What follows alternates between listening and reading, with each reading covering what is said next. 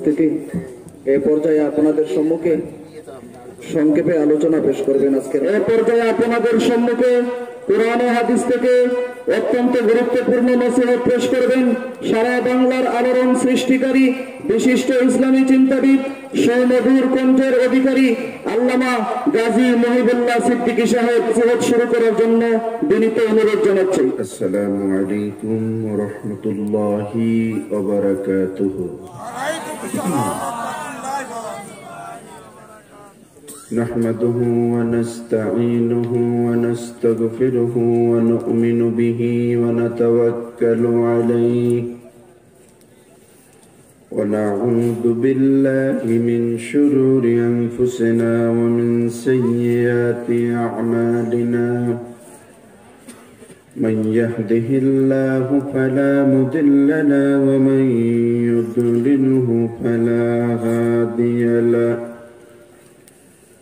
ونشهد أن لا إله إلا الله وحده لا شريك له ونشهد أن سيدنا وحبيبنا ومولانا محمدا عبده ورسوله الذي أرسله بالحق بشيرا ونذيرا وداعيا إلى الله بإذنه وسراجا منيرا فقد قال الله تعالى في كلامه المجيد وفرقانه الحميد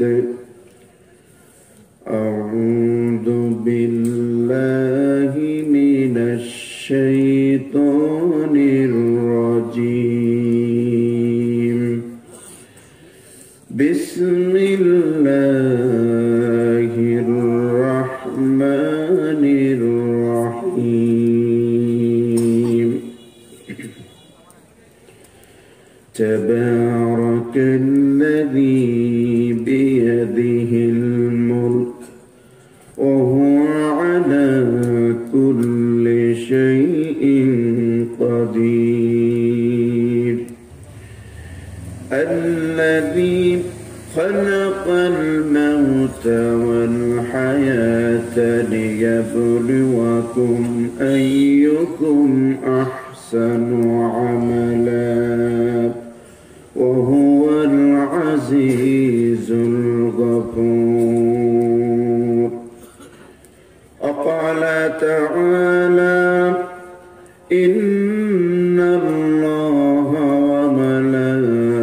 وملائكته يصلون على النبي يا أيها الذين آمنوا صلوا عليه وسلموا تسليما اللهم صل على سيدنا مولانا محمد وعلى آل سيدنا दिल खुले मोहब्बतेर साथे सबाई पढ़ुन अल्लाहुम्मा सल्ली अला सय्यिदिना मौलाना मुहम्मद व अला आलि मौलाना रसूल अमर भालोबाशा रसूल अमर आशा रसूल अमर प्रेम बिरहिर मूल आलोचना रसूल अमर काजे कर्मेर अनुप्रेरणा अल्लाहुम्मा सल्ली अला सय्यिदिना मौलाना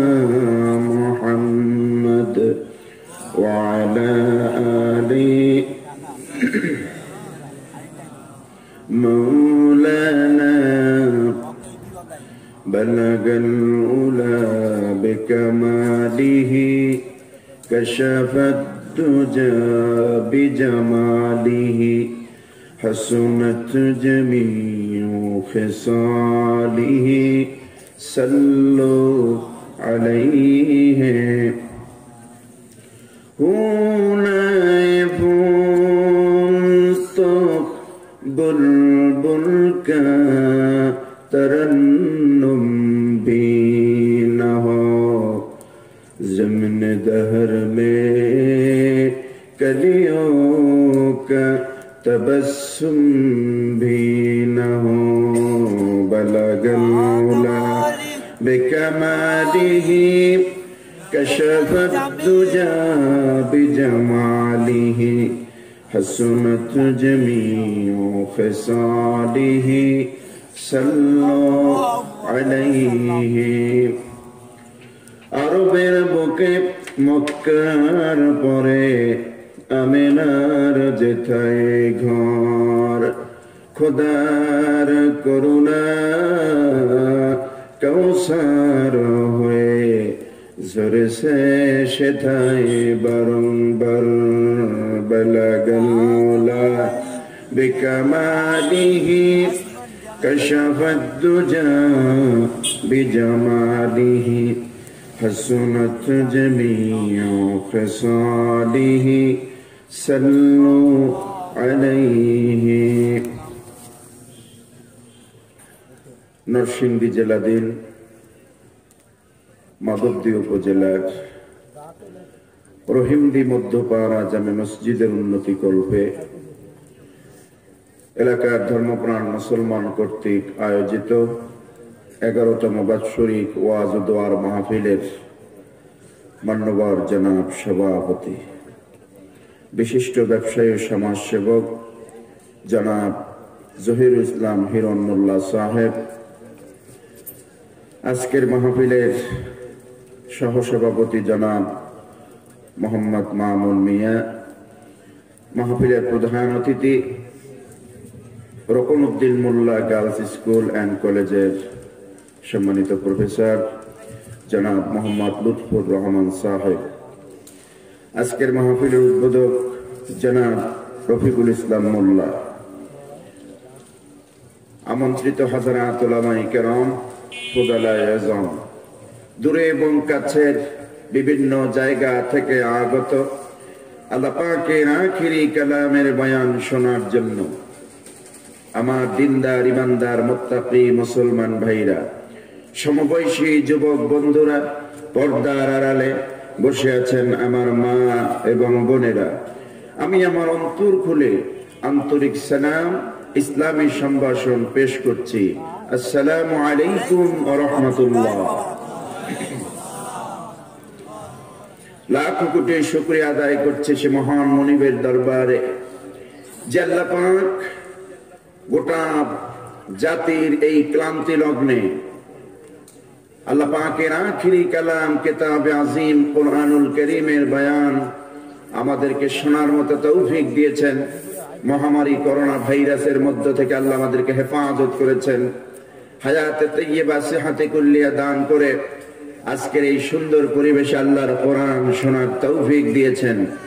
সে মহান মুনিব, আকাশ এবং জমিনের মালিক, কাল কিয়ামতের একচ্ছত্র ক্ষমতার অধিপতি, যার কাছে আপনাকে আমাকে সকলকেই উপস্থিত হতে হবে। এই দুনিয়ার জীবনে পূর্ণাঙ্গ হিসাব পেশ করতে হবে। সে রব্বুল আলামিন, আহকামুল হাকিমিন আল্লাহ সুবহানাহু ওয়া তাআলার দরবারে আমরা দিল খুলে প্রাণ ভরে মহব্বতের সাথে কালিমাতুশ শুকর আদায় করছি। সবাই পড়ছি আলহামদুলিল্লাহ।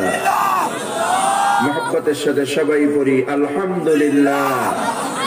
করুন সবাই রব্বানা লাকাল হামদ হামদান কাসীরান তাইয়্যিবান মুবারাকান ফীহি ইয়া রাব্বি লাকাল হামদু কামা ইয়ানবাগি লিজালালি ওয়াজহিকা ওয়া আযীমি সুলতানিক লাকাল হামদু বিল ঈমান লাকাল হামদু বিল ইসলাম, লাকাল হামদু বিল কুরআন, ইয়া দাল জালালি ওয়াল ইকরাম। সম্মানিত ভাইরা, আজকের এই মহতী ওয়াজ ও দোয়ার মাহফিলে আমরা যারা উপস্থিত হতে পেরেছি সবাই করি আলহামদুলিল্লাহ। যারা আশপাশে আছেন, দোকানপাট এবং এই মাহফিলের কাছাকাছি ঘরের মধ্যে যারা এখনো শুয়ে আছেন, গল্প করতেছেন, আমি বিশেষ করে যুবক ভাইদেরকে অনুরোধ করব, আর অল্প সময় পরে আমরা মোনাজাত দেব এই ময়দানে। আর এবছর অন্তত মাহফিল হবে না, ঠিক না? একটি মাহফিল আমাদের জন্য অনেক বড় নেয়ামত। এখানে আল্লাহর কোরআন দিয়ে, নবীর সুন্নাহ দিয়ে কথা বলা হচ্ছে, কোরআনের কথা হয়। এর থেকে দামি মাজলিস আকাশের নিচে জমিনের উপরে আর আছে নাই। সুতরাং এই নিয়ামত পেয়েও যারা ঘরের মধ্যে অযথা সময় কাটাচ্ছেন, গল্প গুজব করে, দোকানপাটে বন্ধু বান্ধবের সঙ্গে আড্ডা দিচ্ছেন, যেহেতু রাত তো গভীর হয়েছে, মাহফিলের শেষ পর্যায়ে আপনারা এখন অন্তত ময়দানে একটু আসেন, আল্লাহর কোরআন থেকে আপনাদেরকে নিয়ে একটু মত বিনিময় করি। আল্লাহ তৌফিক দেন, আমরা বলি আমিন। কারণ এই কোরআনের মাহফিলটুকুন হতে পারে আমাদের নাজাতের ওসিলা, ঠিক কিনা? এই মাহফিলটুকুন আমাদের জীবনের শেষ মাহফিল হতে পারে। আর কোন মাহফিল ভবিষ্যতে পাবো এমন কোন গ্যারান্টি আপনার আমার কারো আছে? নাই। এই গ্যারান্টি আল্লাহ পাক কাউকে দেন নাই। সুতরাং এই নেয়ামত আল্লাহ পাক যে আমাদেরকে দিয়েছেন, এই নেয়ামতের শুকরিয়া একজন মুমিন হয়ে আমাদের আদায় করতে হবে, ঠিক কিনা? কোরআনের এই মাহফিলটা আমাদের জন্য নেয়ামত কিনা? নেয়ামত না? আর যখনই কোনো মুমিন বান্দা নেয়ামত পেয়ে ধন্য হবে, বান্দার দায়িত্ব হচ্ছে নেয়ামতের শুকরিয়া আদায় করে দেওয়া, নেয়ামতের শুকরিয়া আদায় করে দেওয়া। আর এই নেয়ামতের শুকরিয়া আদায় যখন কোনো বান্দা করবে, কোন ধরনের নেয়ামত পাওয়ার পর বান্দা যখন শুকরিয়া আদায় করবে, আল্লাহর দায়িত্ব হচ্ছে বান্দার উপরে নেয়ামতের দরিয়া আরো বৃদ্ধি করে দেওয়া, নেয়ামত আরো বেশি বাড়াইয়া দেওয়া।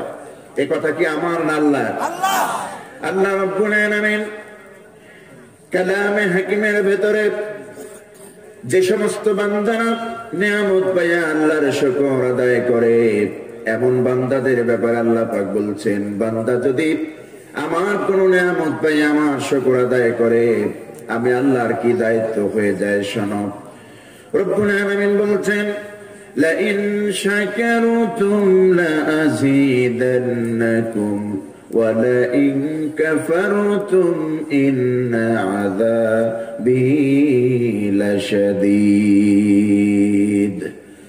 আল্লাহ রাব্বুল আলামিন বলেন, লা ইন শাকারতুম লা আযীদান্নাকুম, যদি তোমরা আমার দেওয়া নেয়ামতগুলি পেয়ে আমার শুকরিয়া আদায় করো, আমার নেয়ামতের শুকরিয়া আদায় করে দাও বান্দা, লা আযীদান্নাকুম, অবশ্যই অবশ্যই আমি তোমাদের নেয়ামত আরো বৃদ্ধি করে দেব।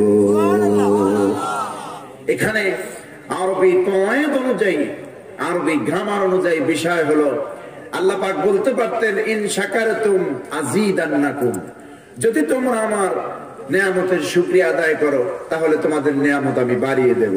আল্লাহ কিন্তু এভাবে বলেন নাই। ইনে শর্ত, এই ইন শব্দটি ইনে শর্ত বলা হয়। এটাকে এই ইনে শর্তের আগে আল্লাহ পাক লাম যুক্ত করে দিয়েছেন, এটাকে লামে তাগীদ বলা হয়। রব্বুল আলামিন বোঝাতে চাইলেন, লা ইন শাকারতুম, রে বান্দা যদি তুমি আমার নেয়ামতের শুকরিয়া আদায় করো, আমার নেয়ামত পেয়ে যদি বান্দা শুকরগুজারি হয়ে যাও, লা আযীদান্নাকুম, অবশ্যই অবশ্যই তোমাদের নেয়ামত আমি বাড়ায়া দেব। আর যদি আমার নেয়ামত পাওয়ার পরে যদি না শুকরিয়া করো, শুকর আদায় করো না, আমার নেয়ামত পাইয়া যদি আমার সঙ্গে কুফরি করো, নেয়ামতের অস্বীকার করো, আল্লাহ পাক বলছেন ইন্না আযাবি লাশাদীদ, আমার পক্ষ থেকে ঘোষণা শুনে নাও, তোমার থেকে এই নেয়ামত তো আমি শুধুমাত্র ছিনিয়ে নেব না, ক্ষান্ত হব না, আমার কঠিন যন্ত্রণাদায়ক আযাব আমি তোমাদের জন্য রেখে দিয়েছি। জোরে করুন নাউযুবিল্লাহ। আল্লাহ পাক যদি আল্লাহর দেওয়া নিয়ামতের শুকরিয়া আদায় না হয় তাহলে নিয়ামত তো ছিনিয়ে নেবেনই, বরং কঠিন আযাবের ঘোষণাও দিয়েছেন। নাউযুবিল্লাহ। আল্লাহর আযাব সহ্য করার কোনো ক্ষমতা আমাদের আছে? নাই।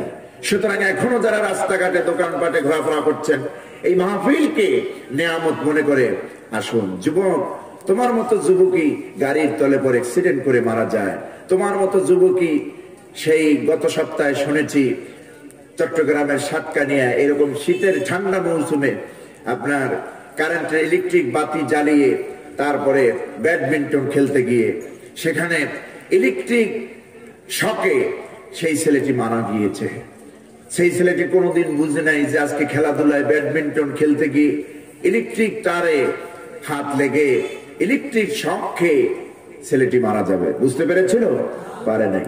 সুতরাং যুবক, তোমার মতো যুবক কোন কায়দায় যায়, কোন সময় আল্লাহ নিয়ে নেবেন কেউ আমরা জানি না। সুতরাং এই মাহফিলটাকে নিয়ামত মনে করে বাজে সময় না কাটিয়ে এখনো এই ময়দানে চলে আসুন। আল্লাহর কোরআন থেকে কিছু কথা আমরা আপনাদের সামনে আমরা আলোচনা করি। আল্লাহ তৌফিক দেন, আমরা বলি আমিন। কারণ এখানে যতটুকু থাকবো সওয়াব দিবেন আল্লাহ পাক। কে দিবেন সওয়াব? আল্লাহ পাক। যতটুকু থাকবো গুনাহ ঝরতে থাকবে, আমলনামায় সওয়াব লেখা হবে। কারণ আমাদের প্রত্যেকের গলার মধ্যে তো একটা আল্লাহ পাক আমলনামা লটকায় দিয়েছেন, ঝুলায় দিয়েছেন। দিয়েছেন না? প্রত্যেকের গলায় একটি আমলনামা কিন্তু আছে। আমরা যা করি, যা বলি, এগুলি বৃথা যায় না। আমাদের প্রত্যেকটা কথা, প্রত্যেকটা কর্ম রেকর্ড হয়। আজকের এই মাধবদীর রহিমদি এই ময়দানে কে কে মাহফিলে এসেছেন এটা আল্লাহর কাছে রেকর্ড হচ্ছে, আল্লাহর কাছে মনিটরিং হচ্ছে। আল্লাহ পাক অবজারভেশন করতেছেন কে কে আসে, কে কে যায়, কে কে বসে বসে শুনতেছে। বান্দার প্রতিটি মুহূর্তের আমল, বান্দার প্রতিটি কথা রেকর্ড করেন কে? আল্লাহ। আল্লাহ রাব্বুল আলামিন বলছেন, মা ইয়ালফিযু মিন কাওলিন ইল্লা লাদাইহি রাকিবুন আতীদ।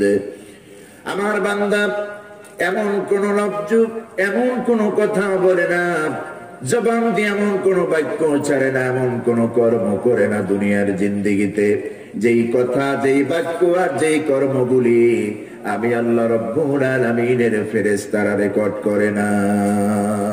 সমস্ত কিছু ডকুমেন্টারি হিসেবে হয়ে যায়, রেকর্ড হয়ে যায়। এই মাহফিলে কারা এসেছেন, কারা আসেন নাই, কে আড্ডাবাজি করে, কে ঘোরাফেরা করে, কে শুধু ঘোরাফেরা করে মাহফিলের মধ্যে ঢোকেন নাই, আবার কে ঢুকেছেন ঘন্টার পরে ঘন্টাই মাহফিলে কোরআনের কথা শুনেছেন, আল্লাহর কাছে রেকর্ড হয় কি হয় না? কথা বলেন, হয় কি হয় না? এই যে ডকুমেন্টারি, আল্লাহ পাক বলছেন মা ইয়ালফিযু মিন কাওলিন ইল্লা লাদাইহি রাকিবুন আতীদ। মানুষের এমন কোন কথা নাই, বাক্য নাই, এমন কোন কর্ম নাই যেই কর্মগুলি আল্লাহর ফেরেশতারা রেকর্ড করে না। দুনিয়ার মানুষের ক্যামেরা দিয়ে যদি জীবনের সবকিছু অডিও ভিডিও ধারণ করা যায়, অডিও হিসাবে ভিডিও হিসাবে সবকিছু ক্যাপচার করা যায়, এই ক্ষমতা মানুষের মাথার মধ্যে যে জ্ঞান আল্লাহ দিয়েছেন, সে আল্লাহর কি কুদরতি ক্যামেরা নাই? অবশ্যই আছে। আর সেই আল্লাহ পাক আপনার আমার গলার মধ্যে একটা মেমোরি কার্ড, একটা সিম কার্ড আল্লাহ লটকায় দিয়েছেন। আমরা যা করি ওখানে সব জমা হয়, সব লিপিবদ্ধ হয়ে যায়। প্রত্যেক মানুষের গলদেশে একটি আমলনামা, একটি কিতাব আল্লাহ ঝুলায় দিয়েছেন, লটকায় দিয়েছেন। রব্বুল আলামিন বলছেন وَكُلَّ إِنسَانٍ أَلْزَمْنَاهُ طَائِرَهُ فِي عُنُقِهِ। আমি আল্লাহ রব্বুল আলামিন প্রতিটি ইনসানের, প্রতিটি মানুষের গলদেশে, প্রত্যেকটা মানুষের এই গলদেশে আমি একটা আমলনামা ঝুলাইয়া দিয়েছি, কিতাব ঝুলাইয়া দিয়েছি। বান্দা সকাল থেকে নিয়ে সন্ধ্যা পর্যন্ত, ঘুম থেকে উঠে ঘুমের আগ পর্যন্ত বান্দা যা করে সব রেকর্ড হয়ে যায়। এই আমলনামার মধ্যে সব আমার ফেরেশতারা লিপিবদ্ধ করে নেয়, সব লিপিবদ্ধ হয়ে যায়, রেকর্ড হয়ে যায়। এই আমলনামা, এই কিতাবখানা কিয়ামতের দিন আল্লাহ আমাদের হাতে তুলে দিবেন। কিয়ামতের দিনে আমলনামাটা যারা পাপী, বদমাশ, নাফরমান, কাফের, বেদীন, মুনাফিক এদের হাতেও আসবে। আবার এই আমলনামাটা মুমিন, মুত্তাকি, আল্লাহর পরহেজগার বান্দা, আল্লাহর বন্ধু যারা তাদের হাতেও আসবে। তবে সূরাত হবে দুইটা। এই আমলনামাটা যাদের কাফের, বেদীন, মুনাফিক, মুরতাদ, নাস্তিক, বেঈমানদের হাতে আল্লাহ রাব্বুল আলামিন পিছন দিক থেকে দিবেন বাম হাতে। আর এই আমলনামাটা মুমিন ব্যক্তি, মুত্তাকি, জান্নাতি, আল্লাহর প্রিয় বান্দাদের হাতে দিবেন সামনের থেকে ডান হাতে। সামনের থেকে ডান হাতে পাবে মুমিন বান্দারা, আর এরা হলো জান্নাতি। আর কাফের, বেদীন, নাস্তিক, বেঈমানেরা পাবে পিছন দিক থেকে বাম হাতে। যদি কিয়ামতের দিন আমলনামা, জীবনের আমলনামাটুকু ডান হাতে পেয়ে যায় কোন মুমিন বান্দা, যদি ডান হাতে আমলনামাটা সামনের দিক থেকে পেয়ে যায়, তার আর বুঝতে দেরি হবে না, বাকি থাকবে না, সে জান্নাতি। আর কেউ যদি বাম হাতে পেয়ে যায়, বুঝতে হবে ও জাহান্নামী। আল্লাহ পাক এই জাহান্নামীদের আমলনামাকে বলবেন, ইকরা কিতাবাক, পড় তুই তোর আমলনামা, তুই তোর আমলনামা পড়। কি করেছিলি, কি বলেছিলি, সব লিপিবদ্ধ আছে ওই আমলনামায়। এমন কোন ডকুমেন্ট বাদ পড়ে নাই যা তুই করো নাই, যা তোর দ্বারা হয় নাই, সব লেখা আছে। কোন মাহফিলে গিয়েছিলি, কোথায় আড্ডা দিয়েছিলি, কোথায় কি করেছিলি, ভালো কাজ কয়টা করেছো, খারাপ কাজ কয়টা করেছো, জেনা কয়টা করেছো, ব্যভিচার কয়টা করেছো, সুদের লেনদেন, ঘুষের লেনদেন কতটা করেছো, মানুষের হক কতটা নষ্ট করেছো বান্দা, এর মধ্যে সব লিপিবদ্ধ আছে, কোনটা বাদ পড়ে নাই, সব লেখা আছে। ইকরা কিতাবাক, তুই তোর আমলনামা পড়, তোর আমলনামা পড়। কাফের, বেদীন, মুনাফিক, বেঈমান, নাস্তিকেরা নিজেদের আমলনামা আল্লাহর সামনে যখন খুলবেন পড়ার জন্য, কি আশ্চর্য, হায় হায়, তারা দেখবে যে ছোট গুনাহ বাদ পড়ে নাই, বড় গুনাহ বাদ পড়ে নাই, সব গুনাহই তোর মধ্যে লেখা আছে। চুরির গুনাহ বাদ পড়ে নাই, ব্যভিচারের গুনাহ বাদ পড়ে নাই, জিনার গুনাহ বাদ পড়ে নাই, মদ পানের গুনাহ বাদ পড়ে নাই, কোন গুনাহ বাদ পড়ে নাই, সব লেখা হয়েছে। ওই নাস্তিক, মুরতাদ, কাফের, বেদীন, মুনাফিকেরা, পাপী গোলামেরা তখন আল্লাহর সামনে বলবে, রব্বুল আলামিন, এই গুনাহগুলি আমি করি নাই। কি আশ্চর্য কিতাব, মালি হাদাল কিতাব, কেমন আশ্চর্য কিতাব, ছোট গুনাহ বাদ পড়ে নাই, বড় গুনাহ বাদ পড়ে নাই। আল্লাহর সামনে ওই নাফরমানেরা কিয়ামতের দিন মিথ্যা বলতে চাইবে। ওরা বলবে, এগুলো আমরা করি নাই, তোমার ফেরেশতারা বানায়া বানায় লিখছে। ফেরেশতাদের আর কোনো কাম নাই, বানায় বানায় লিখবে। ফেরেশতারা কি বানায় বানায় লেখে? না, প্রশ্নই ওঠে না। সেদিন তারা মিথ্যা বলতে চাইবে, আল্লাহ এগুলো আমরা করি নাই। আল্লাহ ওদের জবান বন্ধ করে দিবেন, ওদের জবান দিয়ে মিথ্যা শুনবেন না। কিয়ামতের দিন মিথ্যা বলা সম্ভব, এই দুনিয়ায় মিথ্যা বলা সম্ভব, কিয়ামতের দিন মিথ্যা বলা সম্ভব না। কারণ ওই পাপিষ্ঠদের মুখ বন্ধ করে দিবেন কে? আল্লাহ পাক।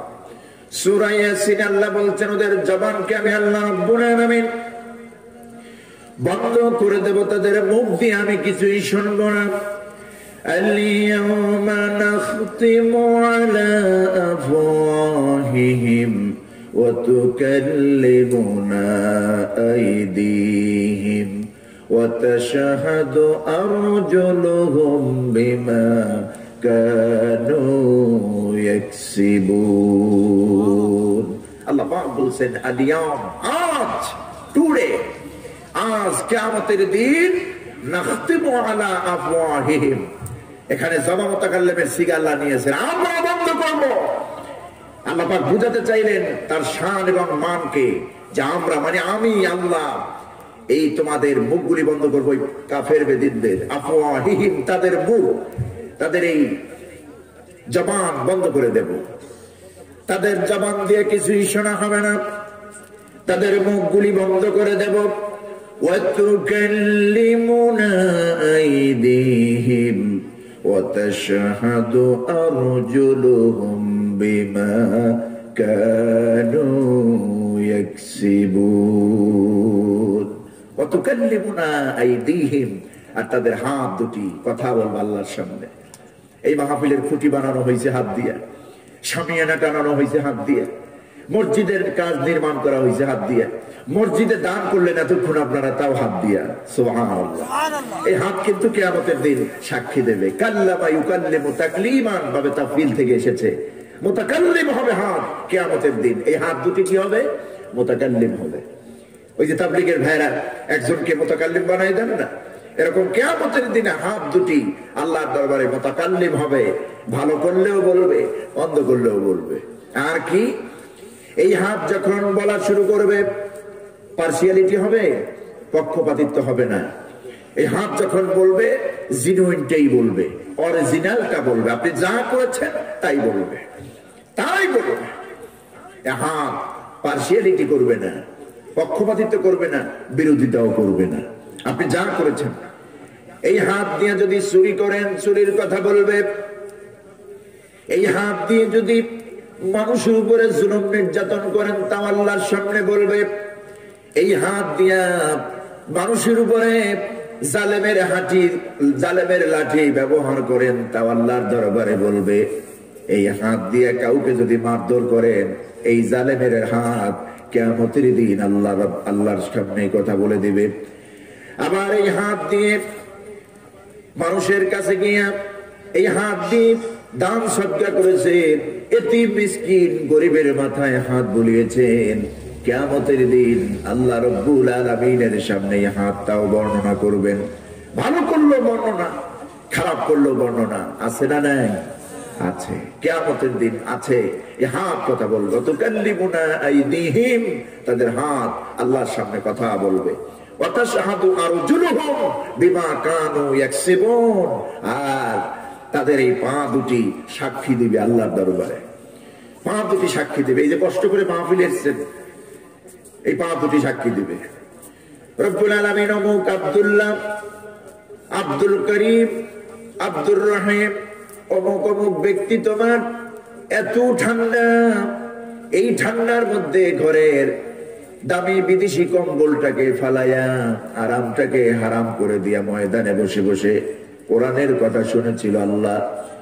এই পা দিয়ে আমি ময়দানে গিয়েছি, আমার এই পা দিয়ে তোমার বান্দা কোরআনের ময়দানে গিয়েছে। রব্বুল আলামিন তোমার কাছে বর্ণনা করে দেই, তোমার এই বান্দারে অন্তত জাহান্নামে নিও না, অন্তত জাহান্নামে নিও না। কারণ এই পাও দিয়েই সে তাফসীর মাহফিলে গিয়েছে, ওয়াজ মাহফিলে গিয়েছে, কোরআনের কথা শুনতে গিয়েছে। ফজরের সময় ঠান্ডা পানি দিয়ে উযু করিয়া তারপরে মসজিদে গিয়ে নামাজ পড়তে, জামাতের সঙ্গে নামাজ আদায় করতে গেছে। এই সাক্ষী কিয়ামতের দিন এই পা দিবে। আবার এই পা কিয়ামতের দিন সাক্ষী দিবে নিজের ঘরের স্ত্রী রেখে গভীর রাতে কোন ঘরের নারীকে ডিস্টার্ব করার জন্য পা দিয়া হেঁটে যাওয়া হয়েছে। এই পা কিয়ামতের দিন সাক্ষী দেবে মানুষের অজান্তে রাতের বেলা, দিনের বেলা হেঁটে হেঁটে দৌড়ে দৌড়ে কতটা মানুষের ক্ষতি করা হয়েছে। এই পা সাক্ষী দেবে কত জায়গায় জেনায় যাওয়া হয়েছে। এই পা সাক্ষী দেবে কত অন্যায় কাজ করা হয়েছে। কিয়ামতের দিন ভালো করেন মন্দ করেন, আল্লাহ রাব্বুল আলামিনের সামনে এই পা সাক্ষী দিয়ে দিবে। এই পায়ের সাক্ষী তো ভেজাল হবে না, নির্ভেজাল হবে, পিউরিটি হবে, একেবারে খালেস হবে। সুতরাং কোনো উপায় নাই, আল্লাহর সামনে আমাদের কোনো কিছু গোপন করার থাকবে না। থাকবে বলেন? এই দুনিয়ায় আমি কত বড় ভণ্ড, দুনিয়ার মানুষ আমার জানে না। দাড়ি আছে, টুপি আছে, মেহেন্দি দেওয়া আছে, হাজী সাহেবের মতো বিশাল এক রুমাল আছে, কত কিছু আছে। কিন্তু আমি যে সুদ খাই, আমি যে ঘুষ খাই, আমি যে জেনা করি, আমি যে আমার স্ত্রীকে বেপর্দায় রাখি, সংসারের মধ্যে হারাম লুটিপুটে খাচ্ছে সবাই, নিষেধ করি না, এগুলি কিন্তু দুনিয়ার মানুষ সব জানে না। আপনার প্রাইভেসি এগুলি সব মানুষ কিন্তু জানে না। কে জানেন? আল্লাহ জানেন। আর আল্লাহ পাক বলছেন কিয়ামতের দিন আমি সব উন্মুক্ত করে দেব, সবাইকে আমি খুলে দেব, সেদিন আর কোনো উপায় থাকবে না। কোরআন বলছে ইয়াউমা হুম বারিজুন লা ইয়াখফা আলাল্লাহি মিনহুম শাই। ইয়াউমা হুম বারিজুন, আর সেদিন কিয়ামতের দিন আল্লাহ সকলকে একসাথ করবেন, একত্রিত করবেন। লা ইয়াকফা আলাল্লাহি মিনহুম শাই। আল্লাহর সামনে সেদিন বান্দার কোনো কিছুই গোপন থাকবে না। থাকবে বলেন? কোনো কিছু গোপন থাকবে না। আজকে তো গুনাহ করলো, আল্লাহ গোপন রাখেন, ধরায় দেন না জাতির সামনে। আমাদের দেশের নেতারা, আমাদের দেশের যে সমস্ত লোক নেতৃত্ব দেন, ভিতরটা এক, বাহিরটা আর এক, ঠিক না? যখন মঞ্চে উঠেন, সুন্দর বক্তব্য যখন দেন, মনে হবে ফেরেশতা জিবরাইলের ছোট ভাই। কি সুন্দর বক্তব্য দিচ্ছেন। এমন কোন অপকর্ম নাই, খোঁজ নিয়ে দেখেন যে সে করে না। আবার আমরা বলি অমুক মিয়ার চরিত্র ফুলের মতো পবিত্র, একথা আমরা বলি না? এ কথা বললে পরে কি হয় জানেন? এ কথা যদি কোনো ব্যক্তির সম্পর্কে বলা হয় অমুক মিয়ার চরিত্র ফুলের মতো পবিত্র, অন্তত খোঁজ খবর নিয়ে দেখা যায় সপ্তাহে একত্র নামাজও পড়ে না। আর এই ব্যক্তি সম্পর্কে বলা হয় অমুক মিয়ার চরিত্র ফুলের মতো পবিত্র। সার্টিফিকেট দিলেন কেন? এক বস্তা ত্রাণের চাল পাওয়ার জন্য, 500 টাকা আপনারই পাওয়ার জন্য, দুনিয়ার সামান্য একটু পাওয়ার জন্য নেতারে ফুলাই আকাশ উঠাইলেন। আল্লাহর পক্ষ থেকে কি অবস্থায় আপনারা কি জানেন? রাসূল বলেছেন, ইদা মুদিহাল ফাসিকু, যখন সমাজে কোনো ফাসিক ব্যক্তির প্রশংসা করা হয়। আর ফাসিক কোন ব্যক্তিকে বলে? ওই ব্যক্তিকে শরীয়তে ফাসিক বলে যে প্রকাশ্য দিবালোকে গুনাহে কবিরা করে। নামাজ তরক করা গুনাহে সগীরা না কবিরা? ফরজ নামাজ তরক করা কি গুনাহে কবিরা। আমার দেশের অধিকাংশ নেতাই নামাজ পড়ে না, অধিকাংশ নেতাই যাকাত দেয় না, অধিকাংশ নেতাই হজ করে না, উমরা করে না, অধিকাংশ নেতার ঘরে বউ পর্দা করে না, অধিকাংশ নেতার ঘরে হালাল খাওয়া হয় না। যার পেটের মধ্যে হারাম ঢুকে, যার স্ত্রীর পেটে হারাম ঢুকে, যার সন্তানের পেটে হারাম ঢুকে, এই ফ্যামিলিটার চেয়ারম্যান, এই ফ্যামিলিটার গার্ডিয়ান আবার ফুলের মতো পবিত্র হয় কিভাবে? কিভাবে ফুলের মতো পবিত্র হয়? এই যে অন্যায় সার্টিফাই আপনি করলেন, পক্ষপাতিত্ব করলেন, কিয়ামতের দিন আসামির কাতারে দাঁড় করাতে হবে, আপনাকে দাঁড় হতে হবে। কারণ রাসূলুল্লাহ বলেছেন, ইদা মুদিহাল ফাসিকু, সমাজে যখন ফাসিক ব্যক্তির প্রশংসা করা হয়, মিথ্যা প্রশংসা, ইহতাজ্জালাহুল আরশ, তখন আল্লাহর আরশটা গোসায় থরথর করে কাঁপতে থাকে। এখন আল্লাহর আরশ কাঁপাইয়া অমুকের প্রশংসা আমি করবো নাকি? এটা পাগলেও করে না। আমার রিজিক, আমার হায়াত, আমার দৌলত কে বন্টন করতেছেন? এ কথা আসতে বললে হক আদায় হবে না। কে বন্টন করতেছেন? আমার রিজিক কোনো চেয়ারম্যানের কাছে নয়, আমার রিজিক কোনো কাউন্সিলরের কাছে নয়, আমার রিজিক কোনো মেম্বারের কাছে নয়, আমার রিজিক কোনো এলাকার ধনবান শিল্পপতির কাছে নয়, আমার রিজিক দেওয়ার একমাত্র মালিক আমার আল্লাহ। আজকে এই কথা আমরা ভুলে গিয়েছি, যার কারণ ঈমান আমল সব দুর্বল হয়ে যাওয়ার পালা, ঈমান চলে যাওয়ার পালা, ঠিক কিনা? বন্ধুগণ আমার, এই সূত্র যেন আমরা মনে রাখতে পারি, মিথ্যা প্রশংসা করব না। কোনদিন বলছেন অমুক নরসিংদী জামিয়া কামিল মাদ্রাসা বা নরসিংদী বড় কওমি মাদ্রাসার মুহাদ্দিস সাহেবের চরিত্র ফুলের মতো পবিত্র বলেছেন?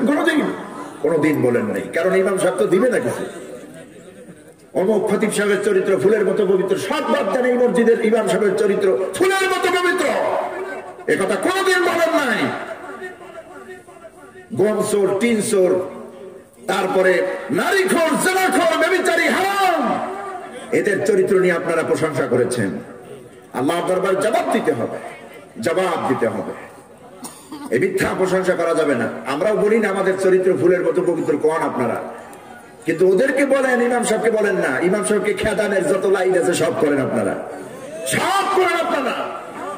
ইমাম সাহেব সকাল থেকে সন্ধ্যা পর্যন্ত কোন জায়গায় যায়, কি করে, কাপড়ের মধ্যে কয়টা ভাঁজ দেওয়া আছে, টুপিটা এলো বেলো কিনা, পাগড়িটার ধরন ঠিক আছে কিনা, চুলচেরা বিশ্লেষণ করেন।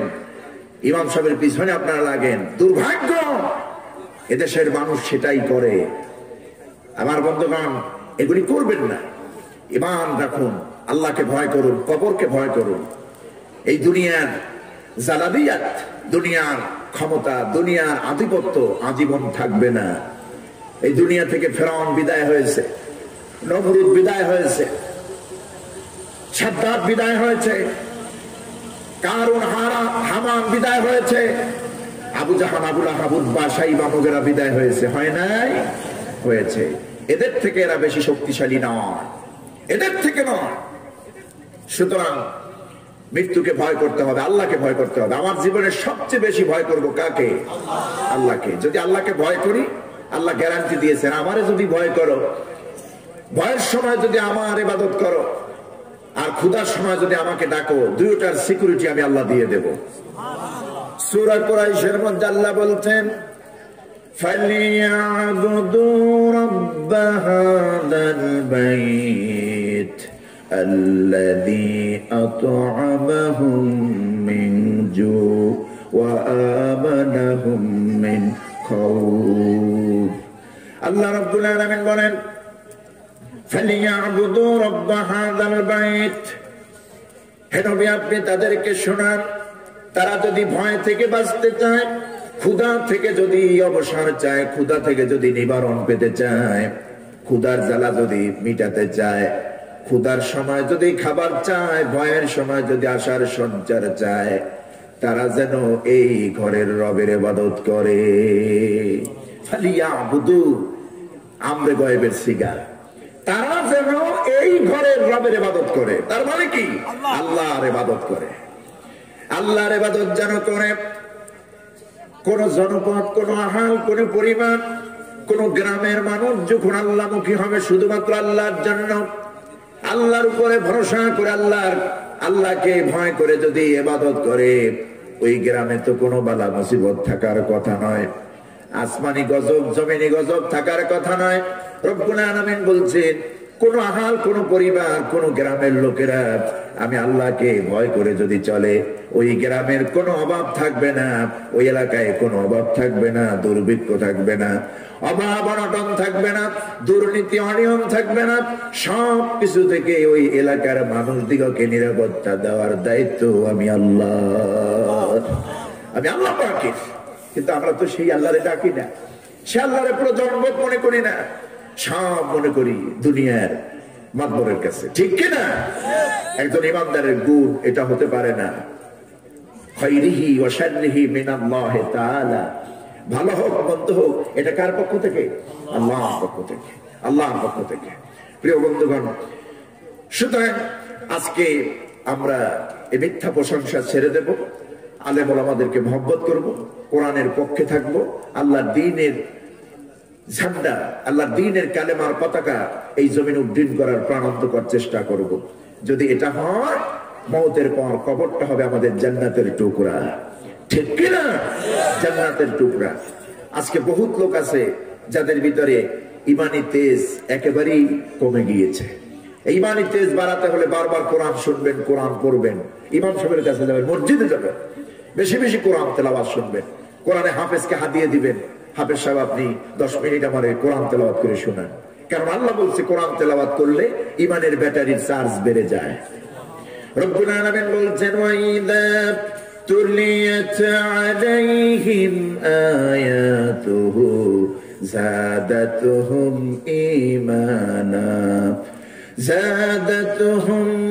ঈমানা ওয়া আলা রাব্বিহিম ইয়াতাওয়াক্কালুন। আল্লাহ পাক বলছেন, ওয়াইদা তুলিয়াত আলাইহিম আয়াতুহু, আর যখন আমার বান্দাদের, ওই সমস্ত বান্দাদের সামনে আমার কোরআন তেলাওয়াত করা হয়, কোরআনের আয়াতগুলি তেলাওয়াত করা হয়, যাদাতুহুম ঈমানা, তাদের ঈমান বৃদ্ধি পেয়ে যায়। সুবহানাল্লাহ বলবেন না?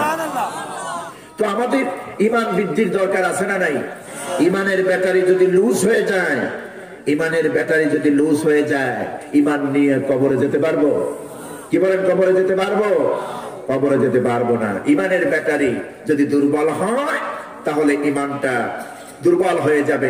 ঈমানের ব্যাটারি দুর্বল হলে ঈমান নিয়ে কবরে যাওয়া সম্ভব না। আর ঈমান নিয়ে যদি কবরে যাওয়া না যায়, কবর আমাদেরকে ছাড়বে? দুনিয়ায় আল্লাহ ছেড়ে দিয়েছেন, কবরও ছেড়ে দিবেন নাকি? অবশ্যই নয়, কবরে ছেড়ে দিবেন না। কবরে ঠিকই আল্লাহ পাক ধরা দিবেন, আর সেই ধরা থেকে পৃথিবীর কোনো মানুষ, কোনো গার্ডিয়ান, কোনো শক্তিধর, কোনো প্রেসিডেন্ট আপনাকে বাঁচাতে পারবে না। পারবে? পারবে না।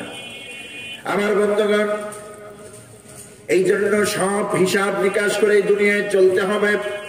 এ জীবন জীবন নয়, আরেকটি জীবন আছে, পরকালীন জীবন, কবরের জীবন, হাসরের জীবন, সিরাতের জীবন। সেই জীবনে যদি আমি কৃতকার্য হই, আমি যদি ভালো পরিচয় দেই, তাহলে আমি সফল। এই দুনিয়া আমার কয়টা বিল্ডিং আছে, কতখানি জমি আছে, কত ব্যবসা, ইন্ডাস্ট্রি, কারখানা আছে, এগুলি দেখার বিষয় নয়, বিবেচ্য নয়। এগুলি সফলতার মানদণ্ড নয়। সফলতার মানদণ্ড কতটুকু আমি আল্লাহর হুকুম মেনে দুনিয়ায় থাকতেছি। সফলতার মানদণ্ড হচ্ছে কতটুকু হুকুম মেনে আমি কবরে চলে গিয়েছি, ঠিক কিনা? এই জন্য সূরাতুল মুলক থেকে আমি দুটি আয়াত তেলাওয়াত করেছি। আল্লাহ চাহেন তো এই আয়াত দুটির আলোকে আমি একটু কথা বলতে চাই আপনাদের সামনে। সূরাতুল মুলক কোরআনে কারিমের ৬৭ নম্বর সূরা। এটি মক্কায় নাজিল হয়েছে। কোথায় নাজিল হয়েছে? মক্কায়। মুলক মানে হলো রাজত্ব, রাষ্ট্র, ক্ষমতা, কর্তৃত্ব। রাষ্ট্রের সূরা, কর্তৃত্বের সূরা, ক্ষমতার সূরা, এই সূরার নাম। এই মুলক শব্দটি আয়াতের প্রথম আয়াতে এই মুলক শব্দটি আছে বলে আল্লাহ পাক এখান থেকে এই মুলক শব্দটি চয়ন করে সূরার নাম দিয়েছেন কি? সূরাতুল মুলক। এই সূরাতুল মুলকের ফজিলত একটু বলেই আলোচনার দিকে যাচ্ছি। রাসূল মাকবুল সাল্লাল্লাহু আলাইহি ওয়াসাল্লাম বলেছেন, মুসনাদ আহমদে হাদিস এসেছে, আল্লাহ রাসূল বলছেন, কোন মুমিন বান্দা যদি দৈনিক রাতে এই সূরাটি আমল করে, তার মানে তেলাওয়াত করে, আল্লাহর নবী বলেন, আবু হুরায়রা থেকে বর্ণিত, নবীজি বলেন, যে বান্দা আমার, যে উম্মত আমার দৈনিক রাতের অংশে সূরা মুলক তেলাওয়াত করবে, আল্লাহ রাব্বুল আলামিনের হাবিব বলেছেন, আল্লাহ পাক কিয়ামতের দিন জাহান্নাম থেকে তাকে মুক্তি দিয়ে দিবেন। মৃত্যুর পরে কবরের আযাব আল্লাহ রাব্বুল আলামিন বন্ধ করে দিবেন। তো কবরের আযাব বন্ধ আর জাহান্নাম থেকে মুক্তি আমরা পেতে চাই না? পেতে চাই। এই জন্য সূরা মুলক পড়তে হবে। এখানে আল্লাহ কি বলেছেন দেখুন। প্রথম আয়াতেই আল্লাহ কি চমৎকার উদ্ধৃতি তুলে দিয়েছেন, পৃথিবীর মানুষেরা, মানুষের জন্য তোমরা নিবেদিত হও কেন? তোমরা মানুষের উপরে ভরসাস্থল হও কেন? মানুষকে তোমরা ভরসাস্থল বানাও কেন? মানুষের উপর তোমরা মুখাপেক্ষী হও কেন? মানুষের কাছে তোমরা ডিপেন্ডেন্ট হও কেন? তোমরা ডিপেন্ডেন্ট হবে আমি আল্লাহর কাছে, আমার উপরে নির্ভর করবে, আমাকে ভরসা স্থল বানাবে, আমার উপরে তাওয়াক্কাল করবে, ঠিক কিনা? কারণ সার্বময় ক্ষমতা আমার, সবকিছু করি আমি। এই কথা কে বলছেন? আল্লাহ বলছেন। রব্বুল আলামিন বলছেন, তাবারাকাল্লাযী বিয়াদিহিল মুলক ওয়া হুয়া আলা কুল্লি শাইইন কাদির। তাবারাকাল্লাযী, তিনি তো সেই মহান পুত পবিত্র সত্তা, বরকতময় পূর্ণ সত্তা তিনি, বিয়াদিহিল মুলক, যার কুদরতি হাতে রয়েছে সর্বময় কর্তৃত্ব, ক্ষমতা। সুবহানাল্লাহ। ওয়া হুয়া আলা কুল্লি শাইইন কাদির, আর সকল বিষয়ের উপরই তার ক্ষমতা আছে না নাই? জোরে কোন আছে না নাই? এই যে করোনা, শীতের প্রকোপ আসলে বাংলাদেশ শীত কাই করে ফেলবে করোনায়। আমাদের দেশের মাননীয় প্রধানমন্ত্রী, দেশের সর্বোচ্চ ক্ষমতাধারী ব্যক্তি থেকে শুরু করে রিকশাওয়ালা পর্যন্ত এই হেজিটেশন ফিল করছিল কিনা যে শীত আসলে করোনা কি না করে আল্লাহ জানে, ঠিক না? এই টেনশন আমাদের মধ্যে কাজ করছে কিনা? করেছে। কিন্তু আল্লাহ পাক দেখুন বাংলার উপরে কত রহম করেছেন, বাংলাদেশের উপরে রহমতের একটা চাদর বিছিয়ে দিয়েছে। বাংলাদেশের রহমতের উপর চাদর বিছিয়ে দিয়েছেন যে না করোনা, বাংলার মানুষ, আমার গরিব মানুষ, বাংলার মানুষের ঠিক মতো ধরিস না। তুই যা আফ্রিকায়, তুই যা ব্রিটেনে, তুই যা জিম্বাবুয়ে, তুই যা ব্রাজিলে, আর্জেন্টিনায়, তুই যা আমেরিকায়, যেই বান্দাগুলি আমার হুকুম মানে না, ওরা একটু লাড়া দিয়ে বাংলার মানুষগুলা পাপ করে ঠিকই, আজান হলে পরে আবার মসজিদে চলে যায়। বাংলার মানুষগুলি রিক্সা চালায়, ঠেলা চালায়, বদলা খাটে, দিন মজুর, কম পরিশ্রম বেশি করে, কম মায়না পায়, শতভাগ চেষ্টা করে হালাল খাবার। গরিব মানুষগুলা, বাংলাদেশের অবস্থা তো আল্লাহ ভালো জানেন, আল্লাহর চাইতে বেশি কেউ জানেন না। এই দেশে যত স্বজন প্রীতি করা হয়, করোনা ভাইরাস যদি ঢুকে যেত, নেতাগুলা বাইসে থাকতো, গরিব সব মরে যেত, সব গরিব মারা যেত। কারণ রিক্সাওয়ালা, ঠেলাওয়ালার রাস্তায় নামা লাগতো খাবারের জন্য, নামা লাগতো না। আর মন্ত্রী, মিনিস্টার, টাকা পয়সার মালিক যারা, তারা তো এসি রুমে বসে সব কাজ সমাধান করতো, তাদের কাছে করোনা যাইতে পারতো না, গেট পারমিশনই তো পাইতো না। নাকি? গেট পারমিশন পাইতো না। আমার বন্ধুগণ, আল্লাহর হিসাব দেখেন, মন্ত্রীরাও বাঁচবি, আমার গরিবরাও বাঁচবে, মন্ত্রীরাও বাঁচবে। তো মন্ত্রীরা বাঁচবে গরিবদের দোহাই দিয়া। আমি আল্লাহ গরিবদের দোহাই দিয়া গরিবের উপরে রহমত করি বলে মন্ত্রী, মিনিস্টার, প্রেসিডেন্ট যারা যে যেথায় আছো সব বাঁচতেছো আমার গরিবদের কারণে। কি বলেন, ঠিক কিনা? কারণ এদেশের গরিবরা যখন আল্লাহর কাছে হাত তোলে, আল্লাহর সামনে আর বান্দার সামনে কোনো পর্দা থাকে না, কোনো হিসাব থাকে না। একজন আল কাসিব হাবিবুল্লাহ, হাদিস এসেছে, রাসূল বলছেন, যে ব্যক্তি কামাই করে খায় সে তো আল্লাহর বন্ধু। যে ব্যক্তি কামাই করে সে কি? আল্লাহর বন্ধু। তো রিকশাওয়ালা কামাই করে, ঠেলাওয়ালা কামাই করে, রাজমিস্ত্রি কামাই করে, কাঠমিস্ত্রি কামাই করে, এটা আল্লাহর বন্ধু, হাবিবুল্লাহ, আল্লাহর বন্ধু। তো আল্লাহর বন্ধু যখন হাত তুলবে, এই হাত আল্লাহ ফেরত দেবেন? ফেরত দেবেন। এই জন্য গরিব দুঃখী মেহনতি মানুষ, এখন দেশে দেখেন না, ভ্যাকসিন লইয়ে কত কারাকারি, কেউ নেবে না। আমার ভ্যাকসিন দরকার না, আমাদের লাগবেও না, ঠিক কিনা? আমাদের লাগবেও না, ভ্যাকসিন আমাদের দরকার নাই। আল্লাহ পাক আমাদেরকে প্রোটেক্ট দিচ্ছেন, আলহামদুলিল্লাহ।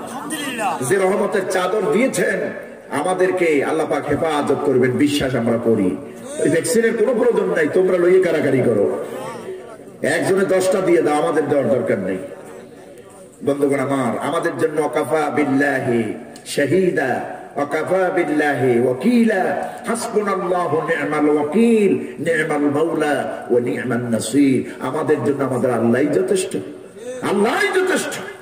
এই গরিবের জন্য আল্লাহ ছাড়া কেউ নাই, আর আল্লাহ ছাড়া দরকারও নাই, ঠিক কিনা? আল্লাহ ছাড়া আমাদের কারো দরকার নাই, কোনো প্রয়োজন নাই। আল্লাহর সাহায্যের মধ্যে কোনো ভেজাল নাই। কিন্তু আপনাদের যদি কেউ সাহায্য করার মধ্যে ভেজাল আছে না নাই? আছে। আজকে ইন্ডিয়ার ভ্যাকসিন নিয়ে সন্দেহ, যে মানুষ বাঁচাইতে দিল না মরতে দিল, কথা বুঝতেছেন? এই জন্য ডরে কেউ দেয় না, কারণ এই ভ্যাকসিনের মধ্যে সন্দেহ আছে, যে সাহায্যের মধ্যে সন্দেহ এসেছে। যেই ইন্ডিয়া পেঁয়াজ আটকায় দিল, খাবার আটকায় দিল, পানি দিয়ে বাংলাদেশ তলায় দিল, এ তো সহজে আমাদেরকে সাহায্য করবে না, কথা বলেন, ঠিক কিনা? কিন্তু আল্লাহর সাহায্যের মধ্যে কোনো ভেজাল আছে? কোনো ভেজাল নাই। সাহায্যের মধ্যে আল্লাহর কোনো ভেজাল নাই। আমরা সাহায্য চাইও আল্লাহর, আমরা সাহায্য চাই কার? এ কথা কিন্তু আমরা নামাজের মধ্যে দৈনিক বলি, ইয়্যাকা না'বুদু ওয়া ইয়্যাকা নাস্তাঈন। পড়েন সবাই আমার সঙ্গে, ইয়্যাকা না'বুদু ওয়া ইয়্যাকা নাস্তাঈন। আয় আল্লাহ, আমরা তোমারই গোলামি করি, তোমারই দাসত্ব করি, তোমারই ইবাদত করি, আর কেবলমাত্র তোমার কাছে সাহায্য চাই। সাহায্যটা চাই তোমার কাছে। ইয়্যাকা না'বুদু ওয়া ইয়্যাকা নাস্তাঈন, দুটোটাই মুজারের সিগা। মুজারের সিগার কাজ কি? বর্তমান ভবিষ্যতের অর্থ দিবে। না'বুদু আমরা গোলামি করি, আবার করব। নাস্তাঈন তোমার কাছে সাহায্য চাই, চাইবো। তার মানে কি? আমরা তোমার গোলাম, তোমারই ইবাদত করি, যতদিন বেঁচে থাকবো ইবাদত তোমারই করব। আর তোমারই সাহায্য চাই, তোমার কাছেই সাহায্য চাইবো, সাহায্যের হাত মানুষের কাছে পাতবো না। এই ইয়াকিন আর বিশ্বাস নিয়ে আমরা যদি আগাতে পারি, আল্লাহ রাব্বুল আলামিন বলছেন, বান্দারে কোনো অসুবিধা নাই, সাহায্য আমার আছে। এই সাহায্য থেকে জিকির করেন সুবহানাল্লাহ, লা ইলাহা ইল্লাল্লাহু মুহাম্মাদুর রাসূলুল্লাহ সাল্লাল্লাহু আলাইহি ওয়াসাল্লাম। বিদ্যুৎ বিরতি নিয়েছে, আপনারাও কি বিরতি নিতে যাচ্ছেন নাকি? বলছিলাম, আল্লাহর সাহায্য ছাড়া আমাদের অন্য কোনো সাহায্যের দরকার নাই। সাহায্য আমাদের দরকার কার? আল্লাহ, আল্লাহ পাকের সাহায্য। আল্লাহ পাকের সাহায্য যদি আসে, এটাই আমাদের জন্য এনাম হবে, যথেষ্ট হবে, ঠিক কিনা বলেন? এরপর আল্লাহ বলছেন যে তিনি তো সেই সত্তা, আল্লাযী খালাকাল মাউতা ওয়াল হায়াতা লিয়াবলুয়াকুম আইয়ুকুম আহসানু আমালা। তিনি তো সেই মহাসত্তা, যিনি মৃত্যুকে জীবিতকে, মৃত এবং জীবনকে, মওতকে জীবনকে সৃষ্টি করেছেন তোমাদের ভিতর থেকে পরীক্ষা করতে, পরীক্ষা করে নিতে, যে তোমরা এই হায়াত পাইয়া, জীবন পাইয়া কিভাবে তোমরা ভালো আমল করো, কে ভালো আমল করো, এটা আমি দেখে দেব।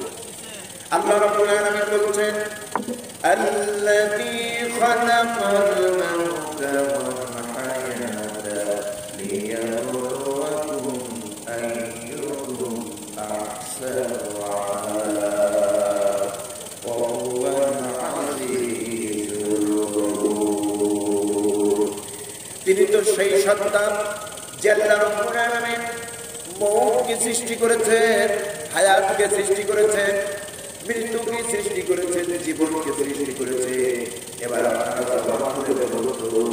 মৌতের সৃষ্টিকারীকে, জীবনের সৃষ্টিকারীকে, আমরা যে বেঁচে আছি কার দয়ায়, আমরা মরে যাব কার হুকুমে। আল্লাহ পাক বলছেন জীবন মৃত্যু যে সৃষ্টি করলাম এর কারণ একটাই,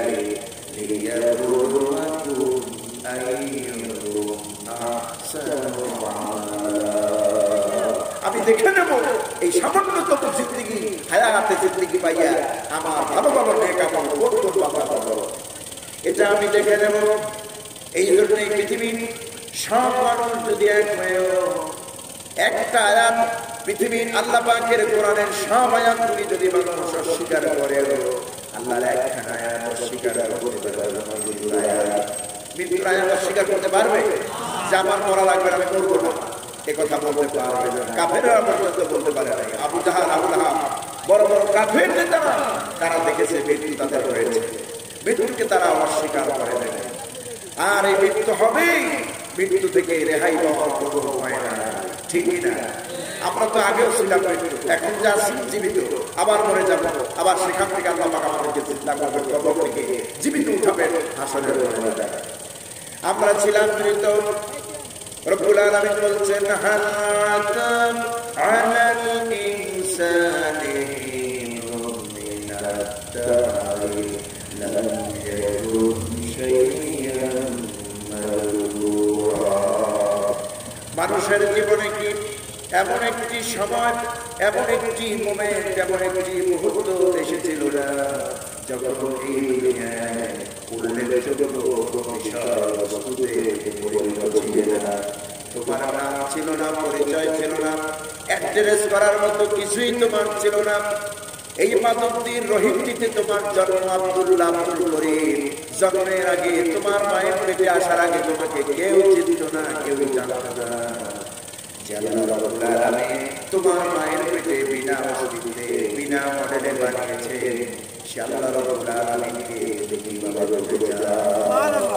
তোমরা ছিলে মৃত্যু, সেখান থেকে আমি তোমাদেরকে জীবন দান করেছি। আবার মরণ হবে, আবার সেখান থেকে আমি তোমাদেরকে জীবিত করবো। সুম্মা ইলাইনা তুরজাউন, কিয়ামতের দিন আমার কাছে আবার তোমাদেরকে ফিরে আসতে হবে। হবে না? হবে। মৃত্যুকে কেউ অস্বীকার করে না, কাফের বেদিনেরও অস্বীকার করে না, কারণ মৃত্যু হবেই। রব্বুল আলামিন বলছেন কুল্লু নাফসিন যায়িকাতুল মাউত সুম্মা ইলাইনা তুরজাউন। প্রত্যেক নফসকে, প্রত্যেক প্রাণীকেই মৃত্যুর স্বাদ গ্রহণ করতে হবে। আর সুম্মা ইলাইনা তুরজাউন, এরপর আমার দিকে সকলকে প্রত্যাবর্তন করতে হবে, ফিরে আসতে হবে। আমার থেকে ফিরে আসতে হবে। কার দিকে? আল্লাহর দিকে। সবাইকে আমাদের যেতে হবে না? কিয়ামত হবে, হাসর হবে। এই জীবন না, জীবনের পরে মৃত্যু আছে, কবর আসে, সেই কবর থেকে হাসর হবে, আল্লাহর দরবারে উঠতে হবে, ঠিক কি না? রব্বুল আলামিন বলছেন এই মৃত্যু থেকে পালাতে পারবে না। তোমার এই জীবন নিয়ে তুমি নিজেকে খুব গর্বিত মনে করো না, বেশি লাফালাফি করো না, অন্যায় অপরাধ করো না, জুলুমবাজ করো না, মানুষ হত্যা করো না, জিনা করো না, চুরি করো না, বদমাশি করো না, মানুষের হক নষ্ট করো না, মানুষকে কষ্ট দিও না, গালি দিও না, মানুষের উপরে অস্ত্র ধরো না। কারণ তোমার এই জীবনটুকু, যতটুকু হায়াত পেয়েছো, আজীবন তোমার এই হায়াত থাকবে না, তোমার মরা লাগবে। মৃত্যু থেকে কেউ পালাতে পারবে না। যত বড় শক্তিধর মানুষ হোক এই পৃথিবীতে মরা লাগবে কিনা? মরা লাগবে না? যত বড় শক্তিধারী, যত বড় টাকার মালিক, যত বড় অর্থের মালিক হোক না কেন, মরা একদিন লাগবেই, মরা থেকে রেহাই নাই। কোরআন বলছে ইন্নাল মাউতাল্লাযী তাফিরুনা মিনহু ফাইন্নাহু মুলাকীকুম। নিশ্চয়ই মওত, ইন্নাল মাউতাল্লাযী তাফিররুনা মিনহু, নিশ্চয়ই মৌত হচ্ছে এমন আমার হুকুম যে মৃত্যু থেকে যতই তোমরা পালাতে চাও, এড়াতে চাও, দৌড়াতে চাও, এই মৃত্যু থেকে তোমরা পালাতে পারবে না, এড়াতে পারবে না। ফাইন্নাহু মুলাকীকুম, নিশ্চয়ই সেই মৃত্যু তোমাদের সঙ্গে মোলাকাত করবে, সাক্ষাৎ করবে। আসলে আমরা অনেকে মৃত্যু কিন্তু পছন্দ করিও না। এখন এই মুহূর্তে আমাদের মৃত্যু হোক, এটা আমরা অনেকে চাই না, কিন্তু আমি চাই আর না চাই এতে আসে যায় না কিছু। মৃত্যু আমার সঙ্গে আপনার সঙ্গে দেখা করবেই, যেথায় থাকেন না কেন। মৃত্যুকে আপনি যতই অপছন্দ করেন, মৃত্যু আপনার সঙ্গে সাক্ষাৎ করবে, তাতে কোনো অসুবিধা নাই। মরণ থেকে বাঁধাও তুমি, মরণ তোমায় লইবে গিরি, মরণ থেকে বাঁধাও তুমি, মরণ তোমায় লইবে গিরি, যদিও শুধু আকাশ পানে লুকাও সেটায় লাগিয়ে চিরি।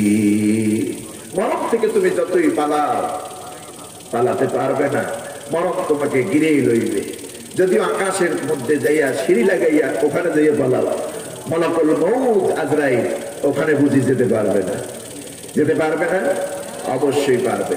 মরণ থেকে বাঁচার কোনো উপায় নেই, মৃত্যু তোমাকে গ্রহণ করতেই হবে। তো মরতে যখন হবে, আল্লাহ যখন দুনিয়া হায়াত দিয়েছেন, বেঁচে থাকার সুযোগ তৌফিক দিয়েছেন, নেক আমল করতেও আল্লাহ বলেছেন। সুতরাং নেক আমল করে ইমানটাকে তাজা করে আল্লাহকে সন্তুষ্ট করে ইমানি মৃত্যুই তো আমরা চাইব, ঠিক না? ইমানি মৃত্যু যদি পাই, ইমানি মৃত্যু যদি নসিব হয়, কবর, হাসর, মিজান, সিরাত কোন জায়গায় আল্লাহ বাজাবেন না, সব জায়গা থেকে আল্লাহ উদ্ধার করে জান্নাত পর্যন্ত পৌঁছায় দিবেন। এই জন্য আমাদের ইমানের মৃত্যুর দরকার আছে না নাই? আমরা চাই ইমানি মৃত্যু। আমরা কি মৃত্যু চাই? ইমানি মৃত্যু। আমরা বেঈমানি মৃত্যু চাই না, ইমান হারা মৃত্যু চাই না, ইমানি মৃত্যু চাই। তো ইমানি মৃত্যু যে কোন মোমেন বান্দা হবে, ইমানি মৃত্যু বুঝবো কেমন যে ইমানের সঙ্গে মৃত্যু হয়েছে? ইমানি মৃত্যুর প্রথম আলামত হচ্ছে মোমেন ব্যক্তির মৃত্যুর সময় মুখে কালেমা নসিব হয়ে যাওয়া, প্রথম আলামত। কিতাবের মধ্যে আসছে মুমূর্ষু ব্যক্তি মোমেন বান্দার কাছে যখন মালাকুল মউত আসে, এই মোমেন ব্যক্তির ঈমান নিয়া ঈমানের সঙ্গে মৃত্যুবরণ হয়েছে, এটা বুঝবেন কেমনে? ঈমানি মৃত্যু হওয়ার প্রথম আলামত হলো মুখে কালেমা নসিব হয়ে যাওয়া। বুখারীর বর্ণনা, রাসূলুল্লাহ বলেছেন, মান কানা আখিরু কালামিহি লা ইলাহা ইল্লাল্লাহ দাখালাল জান্নাহ। আল্লাহর নবী বলেন, যার জীবনের শেষ বাক্যটা হবে লা ইলাহা ইল্লাল্লাহ, রাসূল বলেছেন অবশ্যই ওই বান্দা আল্লাহর জান্নাতে যাবে। মান কানা আখিরু কালামিহি লা ইলাহা ইল্লাল্লাহ দাখালাল জান্নাহ, যে ব্যক্তি শেষ বাক্যটা মৃত্যুর মুখে পড়ে মুমূর্ষু অবস্থায় যার মুখে লা ইলাহা ইল্লাল্লাহর বাক্য কালেমার তালকিন হবে, রাসূলুল্লাহ বলেছেন দাখালাল জান্নাহ, ওই ব্যক্তি আল্লাহর জান্নাতে প্রবেশ করবে। তাহলে মুমিনের মৃত্যুর, ইমানদার মৃত্যুর, ইমানের সঙ্গে মৃত্যু হয়েছে বুঝবো। এর আলামত, প্রথম আলামত হচ্ছে মুখে কালেমা নসিব হওয়া। 2 নম্বর আলামত, মুমিন ব্যক্তির মৃত্যুর সময় এই কপালটা এবং হাত দুটি ঘেমে যাবে। মুমিন ব্যক্তি যখন মালাকুল মউত আজরাইল আসবেন, তার জান কবজ করে নিয়ে যাবেন রূহটা, মৃত্যুর সময় তার এই কপালে আর এই হাতে ঘাম জমবে, ঘেমে যাবে মুমিন বান্দা।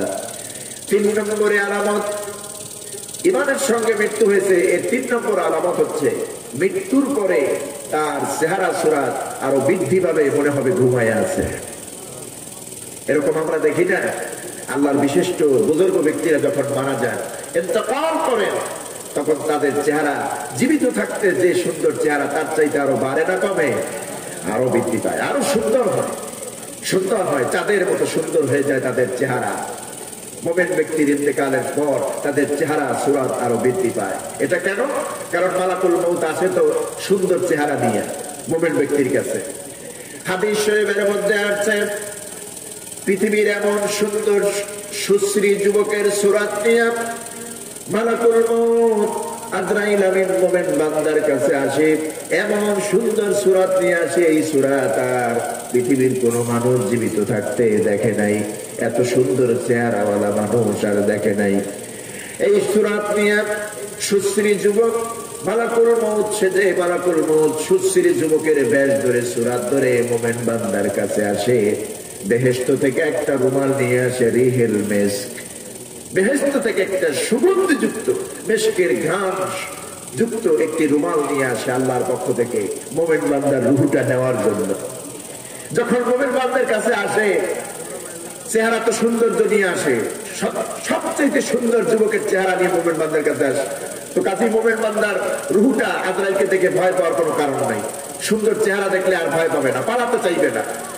বরং মালাকুল মউত ওই যুবক বেশে সুরাত সুশ্রী সুরাতওয়ালা যুবক বেশে মালাকুল মউত বলবে, ইয়া আইয়াতুহান নাফসুত তাইয়্যিবা, হে পবিত্র আত্মা, উখরুজি ইলা রাব্বিকি রাদিয়াতাম মারদিয়্যা, তোমার রবের দিকে, তোমার রবের সন্তুষ্টির দিকে বের হয়ে আসো, ফিরে আসো। ওই দেহের মধ্যে থাকার কোনো দরকার নেই, এই দুনিয়ায় বেঁচে থাকার কোনো প্রয়োজন নাই, দুনিয়ায় থাকা লাগবে না, ওই দেহে আর থেকো না, তোমার রব তোমার জন্য অপেক্ষা করতেছে। দুনিয়ায় যত অশান্তি, জেল জুলুম, নির্যাতন, নিপীড়ন, খেয়ে থাকা না খেয়ে থাকা, মানুষের লড়ানি, মানুষের হয়রানি, গালিগালাজ, কত কিছু অশান্তি দুনিয়ায় থাকা লাগবে না। ও আল্লাহর বান্দা, উখরুজি ইলা রাব্বিকি রাদিয়াতাম মারদিয়্যা, ও পবিত্র আত্মা, মুমিনকে আল্লাহর ফেরেশতা আজরাইল বলবেন, ও পবিত্র আত্মা, ওই দেহ থেকে বেরিয়ে আসো, তোমার রবের সন্তুষ্টির দিকে, তোমার রবের খুশির দিকে বেরিয়ে আসো। তোমার রব তোমার সঙ্গে দেখা করার জন্য এগিয়ে আছে, তোমার সঙ্গে দেখা করবে, তার মানে হলো তোমাকে জান্নাত দিয়ে দিবেন, তোমাকে পুরস্কার দিয়ে দিবেন। আল্লাহর এই ফেরেশতা মালাকুল মউত সুন্দরভাবে, সাবলীল ভাবে, মোলায়েম সুরে যখন মুমিন বান্দার রুহুকে ডাকবেন, একেবারে সুন্দর কায়দায় মুমিনের দেহ থেকে রুহুটা বেরিয়ে আসবে।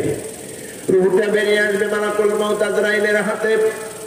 চিক দিবেন না, বাঘ দিবেন না, জিহ্বা বের করবেন না, চোখ উল্টায় দিবেন না। মুমিন বান্দার ইন্তেকালের সময় রুহুটা যখন তার এই হাতের রুমালে বেহেশত থেকে আনা রিহেল মেসকের সংযুক্ত ওই সুন্দর সুগন্ধিযুক্ত রুমালের মধ্যে পেঁচানো হবে, মালাকুল মউত আজরাইল রুহুটা নিয়ে আসমানের দিকে উঠতে থাকবেন। কারণ 7 আসমান পাড়ি দেওয়ার পর আল্লাহ পাক ইল্লিন দেখেছেন জান্নাতের রিজার্ভ হল। জান্নাতের রিজার্ভ হল মুমিন বান্দাদের জন্য রেখে দিয়েছেন। যতক্ষণ না জান্নাতে যাওয়া হয় ততক্ষণ পর্যন্ত এই রুহুটা ওই জান্নাতের রিজার্ভ হল, ওই ইল্লিন নামক জায়গায় মুমিনদের রুহু রাখা হয়। আর সমস্ত তাফসীরকারক এটা এই মত ব্যক্ত করেছেন যে ইল্লিন হচ্ছে 7 আসমানের উপরে। জোরে কান সুবহানাল্লাহ। 7 আসমানের উপরে আল্লাহ পাক ইল্লিনকে, জান্নাতের রিজার্ভ হলকে, মুমিনদের রুহকে রাখার জায়গাটা ওখানে রেখে দিয়েছেন। আর হাদিসের ভাষায় সেটা বোঝা যায়, মালাকুল মউত রুহুটা, মুমিন বান্দার রুহুটা সুগন্ধিযুক্ত রুমালে পেঁচাইয়া এরপর আসমান পাড়ি দিবেন। প্রথম আসমানের ফেরেশতারা বলবেন, মালাকুল মউত ভাই আজরাইল, এই রুহুটাকার এত সুঘ্রাণ, এত সুন্দর ঘ্রাণ, বলো এই রুহুটাকার। দ্বিতীয় আসমানেও বলবে, তৃতীয় আসমানেও বলবে, চতুর্থ, পঞ্চম, ষষ্ঠ, সপ্তম আসমানের সমস্ত ফেরেশতারা বলবে, রুহুটা বড় ভালো, বড় ভালো বান্দা ছিল, মুমিন বান্দা ছিল, আল্লাহর পরহেজগার বান্দা ছিল, বলো না এই রুহুটাকার। মালাকুল মউত আজরাইল বলবেন, রহিমদি এলাকার অমুক মিয়ার পোলা অমুকের, রহিমদি বা নরসিংদী বা মাধবদীর অমুক ব্যক্তির ছেলে অমুক। রহিমদি তো আর হাদিসে নাই, হাদিসে এসেছে ফুলান ও ইবনে ফুলান, ফুলান ও ইবনে ফুলান, অমুক ব্যক্তির ছেলে অমুক, অমুকের রুহুটা নিয়ে আমি যাচ্ছি। জান্নাতের পরিবেশে তাকে রেখে দেওয়া হবে। আর নাফরমান বেঈমান, মুরতাদ, কাফের, নাস্তিকের, বেঈমানদের মৃত্যুর আলামত বুঝবেন কেমনে? যে লোকটা বেঈমান হয়ে মারা গেছে, ঈমান নিয়ে যায় না, এর প্রথম আলামত হলো মুখে কালেমা নসিব হবে না। 2 নম্বরে মৃত্যুর সময় আজরাইলকে দেখেই ভয়ের চোটে চিৎকার করবে। কারণ মালাকুল মউত তো ওই মুমিনদের কাছে যেই সূরাত নিয়ে আসে ওই সূরাত নিয়ে আসবে না। মুমিনদের কাছে আছে সুশ্রী যুবকের সূরাত নিয়ে, আর কাফের বেদিনদের কাছে আসবে কুশ্রী যুবকের সূরাত নিয়ে। ভয়ানক দৃশ্যমান চোখ নিয়ে আসবে, এমন কালো কৃষ্ণ রঙের চোখ পৃথিবীতে কোনো মানুষ দেখে নাই, ভূতেরাও দেখে নাই, জিন পরীরাও দেখে নাই। এমন ভয়ানক চোখ নিয়ে কুৎসিত যুবকের সূরাত নিয়ে বদকার, নাফরমান, জাহান্নামী বেঈমানের কাছে জান কবজ করতে মালাকুল মউত আসবে। আর দুর্গন্ধযুক্ত একটি রুমাল নিয়ে আসবে। ওই যুবকের গায়ে দুর্গন্ধ, রুমালের মধ্যে দুর্গন্ধ। এই অবস্থায় আয়েশা বলবে, ইয়া আইয়াতুহান নাফসুল খাবিসা, হে অপবিত্র আত্মা, উখরুজি ইলা গাদাবিল্লাহ, বেরিয়ে আয় আল্লাহর ক্রোধের দিকে, আল্লাহ শাস্তির দিকে বেরিয়ে আয়, বেরিয়ে আয়, আল্লাহর ক্রোধের দিকে বেরিয়ে আয়। আজরাইলের এই ভয়ানক অবস্থা দেখি, আজরাইল যেভাবে ডাকবেন বেরিয়ে আল্লাহর ক্রোধের দিকে, শাস্তির দিকে, এই অবস্থা দেখি জাহান্নামীদের রূহ, পাপী বদকার নাফরমান গুনাহগারদের রূহ এই দেহ থেকে বের হতে চাইবে না। আজরাইলকে দেখি রূহ ভয় পেয়ে পালাতে চাইবে, কখনো পায়ের কাছে, কখনো হাতের কাছে, কখনো মাথায় পালাতে চাইবে, লুকাতে চাইবে। যেথায় লুকাক না কেন আজরাইলের হাত থেকে রক্ষা পাবে না। আজরাইল খপ করে ধরবেন, রূহটাকে ছিনিয়ে নিয়ে যাবেন, দুর্গন্ধযুক্ত রুমালের মধ্যে পেঁচে সিজ্জিন নামক জায়গায় ওই রূহটাকে ছেড়ে দিবেন।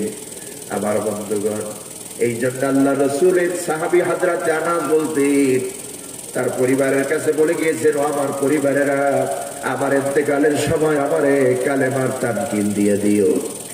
আমার ইন্তেকালের সময় লাকিনুনি লা ইলাহা ইল্লাল্লাহ ওয়া ক্বালা লিআহলিহি ক্বাবলা আল মাউত।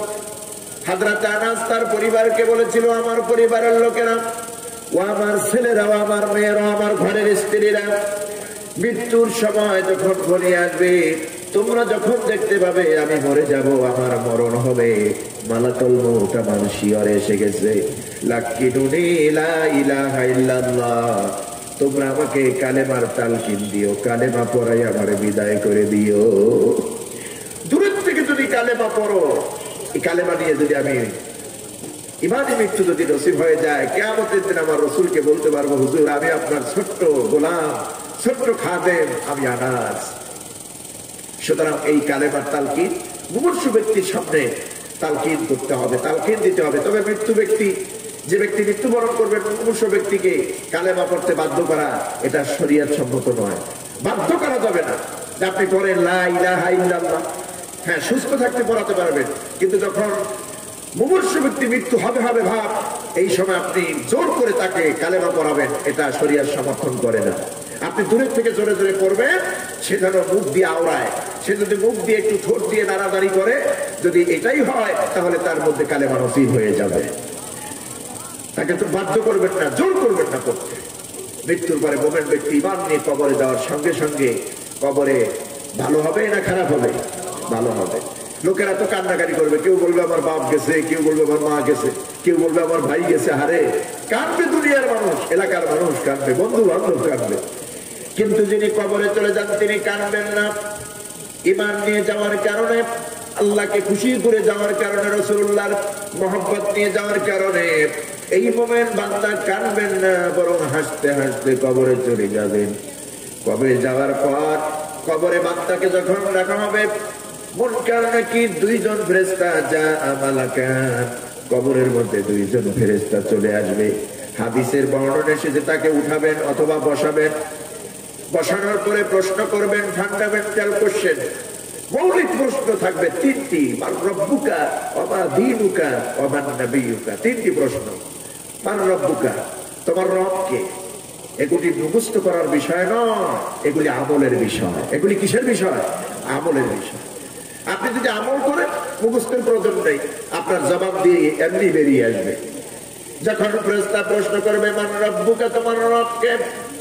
যে ব্যক্তি নামাজি, যে ব্যক্তি রোজা রেখেছে, সায়েম, যে ব্যক্তি যাকাত দিয়েছে, যে ব্যক্তি হজ করেছে, সন্তান পরিবার আত্মীয় স্বজনের হক আদায় করেছে, কাউকে বঞ্চিত করে নাই, গালিগালাজ করে নাই, কারো হক নষ্ট করে নাই, সুদ খায় নাই, ঘুষ খায় নাই, জিনা করে নাই, নানান অপকর্ম করে নাই, এই মোমেন বান্দা কবরের মধ্যে অকপটে জবাব দিয়ে দিবে, রব্বি আল্লাহ, আল্লাহ আমার রব, আমার রব হচ্ছেন আল্লাহ।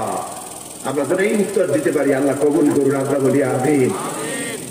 মোমেন বান্দা কবরের মধ্যে প্রশ্নের প্রথম প্রশ্নের জবাব দিয়ে দিবে, রব্বি আল্লাহ, আমার রব হচ্ছে আল্লাহ। প্রশ্ন করা হবে, আমার দীনুকা, তোমার দিন কি? সঙ্গে সঙ্গে মোমেন বান্দার ভিতর থেকে জবাব বেরিয়ে আসবে, দীনিয়াল ইসলাম, আমার দিন হচ্ছে, আমার ধর্ম হচ্ছে ইসলাম, আমার জীবন ব্যবস্থা হচ্ছে ইসলাম।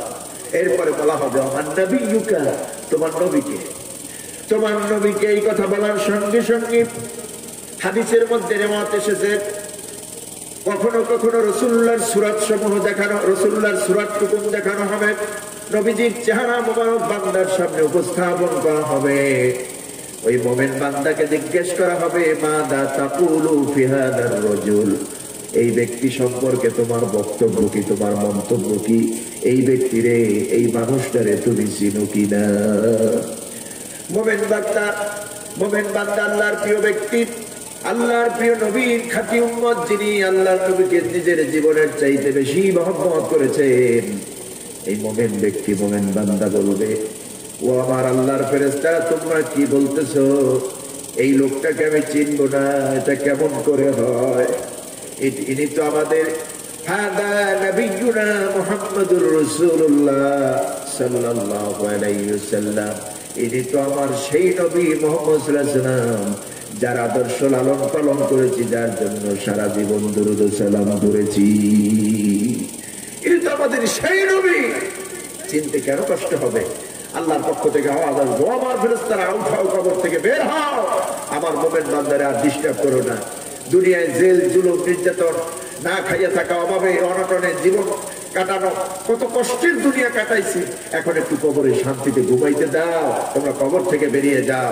আর আমার এই মুমিন বান্দার কবর অতটা প্রশস্ত করে দাও, তার চোখের জ্যোতি যত দূর যায়, তার চোখের জ্যোতি যত দূর যায়, কবরটাকে অত দূর প্রশস্ত করে দাও।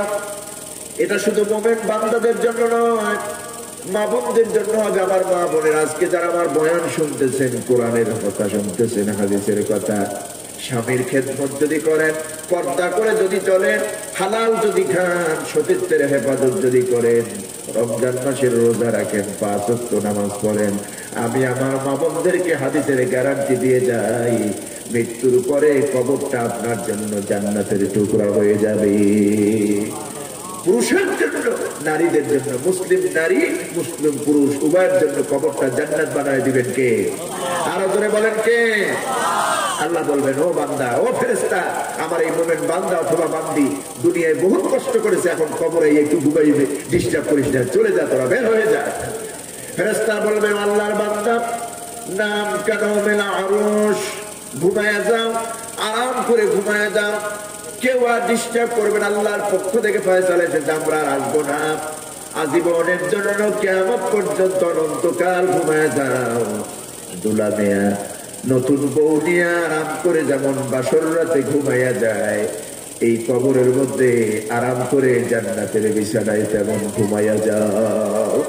কেউ তোমাদেরকে ডিস্টার্ব করবে না, তোমাদেরকে বিরক্ত করবে না, ঘুমাও, আরামের ঘুম ঘুমাও, ঘুমায়া যাবি না ইয়াউমিল কিয়ামা, কিয়ামত পর্যন্ত এই মুমিন বান্দাগুলি কবরের মধ্যে জান্নাতের বিছানায় ঘুমায়া পড়বে। যখন এই পৃথিবী লয় হবে আর কাফেরদেরকে কবরে রাখার পরে তো আযাব শুরু হয়ে যাবে, প্রতিটা সেকেন্ডের আযাব সহ্য করার মতো না, আর মুমিনরা তো আরামে ঘুমাবে। পৃথিবী লয় হওয়ার হুকুম হবে, ফেরেশতা ইসরাফিল আলাইহিস সালাম তার 2 ঠোঁটের মাঝখানে হুইসেল রেখে দিয়েছেন, এই হুইসেল দিয়ে যখন ফুৎকার দিবেন, শিক্ষা দিয়ে ফুৎকার দিবেন, সারা দুনিয়া লয় হয়ে যাবে, পৃথিবী লন্ডে ভন্ড হয়ে যাবে। আল্লাহ বলছেন তখন কি হবে? وَنُفِخَ فِي الصُّورِ فَإِذَا هُمْ مِنَ الْأَجْدَاثِ إِلَى رَبِّهِمْ يَنْسِلُونَ। যখন নাকি ইসরাফিলের শিঙ্গায় ফুৎকার হবে, তখন তামাম পৃথিবীর লন্ডভন্ড হয়ে যাবে, মানুষগুলি তখন তার রবের দিকে ধাবিত হবে, তার দিকেই ফিরে যাবে। আর এই কবরের মধ্যে মাটির নিচে যা আছে সব, এই মাটি জমিন সব বের করে দিবে, কোনো কিছুই থাকবে না। আকাশটা ভেঙে পড়বে, কাগজের পৃষ্ঠার মতো একটার পর একটা পড়তে থাকবে আসমান, 7টা আসমান। ওয়াল জিবালু কাইহিনিল মানফুশ, এই পাহাড়গুলি ঘোড়া তোলার মতো উঠতে থাকবে। ওয়াতাকুনুল জিবালু কাইহিনিল মানফুশ, এই যে পাহাড়গুলি ধোনা তুলা দেখছেন না আপনারা, ধোনা তুলার মতো উঠতে থাকবে। এক একটা পাহাড় ধরে আল্লাহ জমিনের মধ্যে আছড়া মারবে, আর আকাশগুলি ভেঙে চুরমার হয়ে যাবে। সূর্য চন্দ্র একাকার, তারকা পুঞ্জ সব একাকার হয়ে যাবে, সমুদ্রের প্রাণীগুলি শুকিয়ে যাবে, সব চুরমার হয়ে যাবে, আল্লাহ ছাড়া আর কেউ নাই। এই জমিনের অন্তরিস্থ যা আছে সব জমিন বের করে দেবে। সূরা জিলজালে আল্লাহ বলছেন, ইযা যুলজিলাতিল আরদু জিলজালাহা ওয়া আখরাজাতিল আরদু আসফালাহা ওয়া ক্বালাল ইনসানু মা লাহা ইয়াওমাইযিন তুহাদ্দিসু আখবারাহা। ইযা যুলজিলাতিল আরদু জিলজালাহা, হে নবী আপনি স্মরণ করুন ওই মুহূর্তের কথা যখন জমিন প্রকম্পিত হবে, এই জমিন থরথর করে কাঁপতে থাকবে। ওয়া আখরাজাতিল আরদু আসফালাহা, এই জমিনের মধ্যে অন্তরিস্থ যা আছে সব এই জমিন বের করে দেবে। জমিন থেকে মানুষগুলি বের হয়ে দেখবে পৃথিবী লন্ডভন্ড হয়ে যায়। কি অবস্থা, মানুষেরা তখন বলবে অকালাল ইনসানু মা লাহা, হায় হায় দুনিয়ার কি হইল, আকাশগুলি ভেঙে পড়ছে কেন, চন্দ্র সূর্য একাকার হয়ে যাচ্ছে কেন, সমুদ্রের পানিগুলি গেল কই, সব শুকিয়ে গেছে, কি হচ্ছে এই দুনিয়ার অবস্থা। মানুষগুলিকে আল্লাহর ফেরেশতারা উঠাতে আসবেন কবর থেকে, ওই বান্দা ওঠ ওঠ। তো মৃত্যুর পরে কবরে রাখার পর মোমেন বান্দারা তো ঘুমায় গেছিল জান্নাতের বিছানায়, তাদেরকে উঠাতে আসবেন বান্দারা, ও আল্লাহর বান্দা ওঠো, ঘুমাইছো বহুত ওঠো। তখন ওই মোমেন বান্দার ঘুম ভেঙে যাবে ফেরেশতাদের আওয়াজ শুনে। ওই মোমেন বান্দারা চোখ ডলবে আর বলবে, হায় আফসোস একটু সময় ঘুমিয়েছিলাম, একটু সময় জান্নাতে ঘুমাইছিলাম, কে আমাদেরকে ডিস্টার্ব করলো, কে আমাদেরকে জাগ্রত করলো। ক্বালু ইয়া ওয়াইলানা মান বা'াথানা মিন মারকাদিনা হাদা মা ওয়া'দার রাহমানু ওয়া সাদাকাল মুরসালুন। কবরে শুয়ে থাকা জান্নাতীরা বলবে, ইয়া ওয়াইলানা মান বা'াথানা মিন মারকাদিনা, হায় আফসোস কি আমাদেরকে জাগ্রত করলো, জান্নাতি পরিবেশ থেকে কি আমাদের ঘুম ভাঙালো। একটু ঘুমাইছিলাম, ঘুম কি একটু দিয়েছিল না, কোটি কোটি বছর ঘুমাইছে অনন্তকাল, বান্দা টের পায় না, বলবে একটু ঘুমাইছিলাম, কি আমাদেরকে জাগ্রত করলো। আল্লাহর পক্ষ থেকে আওয়াজ আসবে, বান্দারে তুমি একটু সময় ঘুমাও নাই, একটু সময় তুমি ঘুমাও নাই, কোটি কোটি বছর তুমি ঘুমাইছো, তুমি টের পাও নাই। আমি তোমার জান্নাতের বিছানা তোমার কবরে বিছাই দিয়েছিলাম, টের পাও নাই। এত শান্তির ঘুম দিয়েছিলে, তোমার কাছে মনে হয় একটু ঘুম বান্দারে, একটু ঘুম ঘুমাও নাই, কোটি কোটি বছর ঘুমাইছো, টের পাও নাই। আয় এখন আয়, কবর থেকে উঠে আয়, হাসরের ময়দানে আয়। আদা মা ওয়াদার রহমান, এটা হচ্ছে তোমাদের রহমানের ওয়াদা। কবর থেকে উঠতে হবে, হাসরে আল্লাহর কাছে উঠতে হবে, দুনিয়ার হিসাব নিকাশ দিতে হবে। ওয়া সাদাকাল মুরসালুন, পৃথিবীর সব নবীরা রাসূলেরা সত্য বলেছে, সব নবীরা রাসূলরা সত্য বলেছেন। হাসর হবে, কিয়ামত হবে, এই জীবন জীবন নয়, আরেকটি জীবন আছে, আল্লাহর দরবারে উঠতে হবে, এই কথা সব নবী রাসূলরা বলছেন। আয় কিয়ামতে আয়, হাসরের ময়দানে উঠে আয়।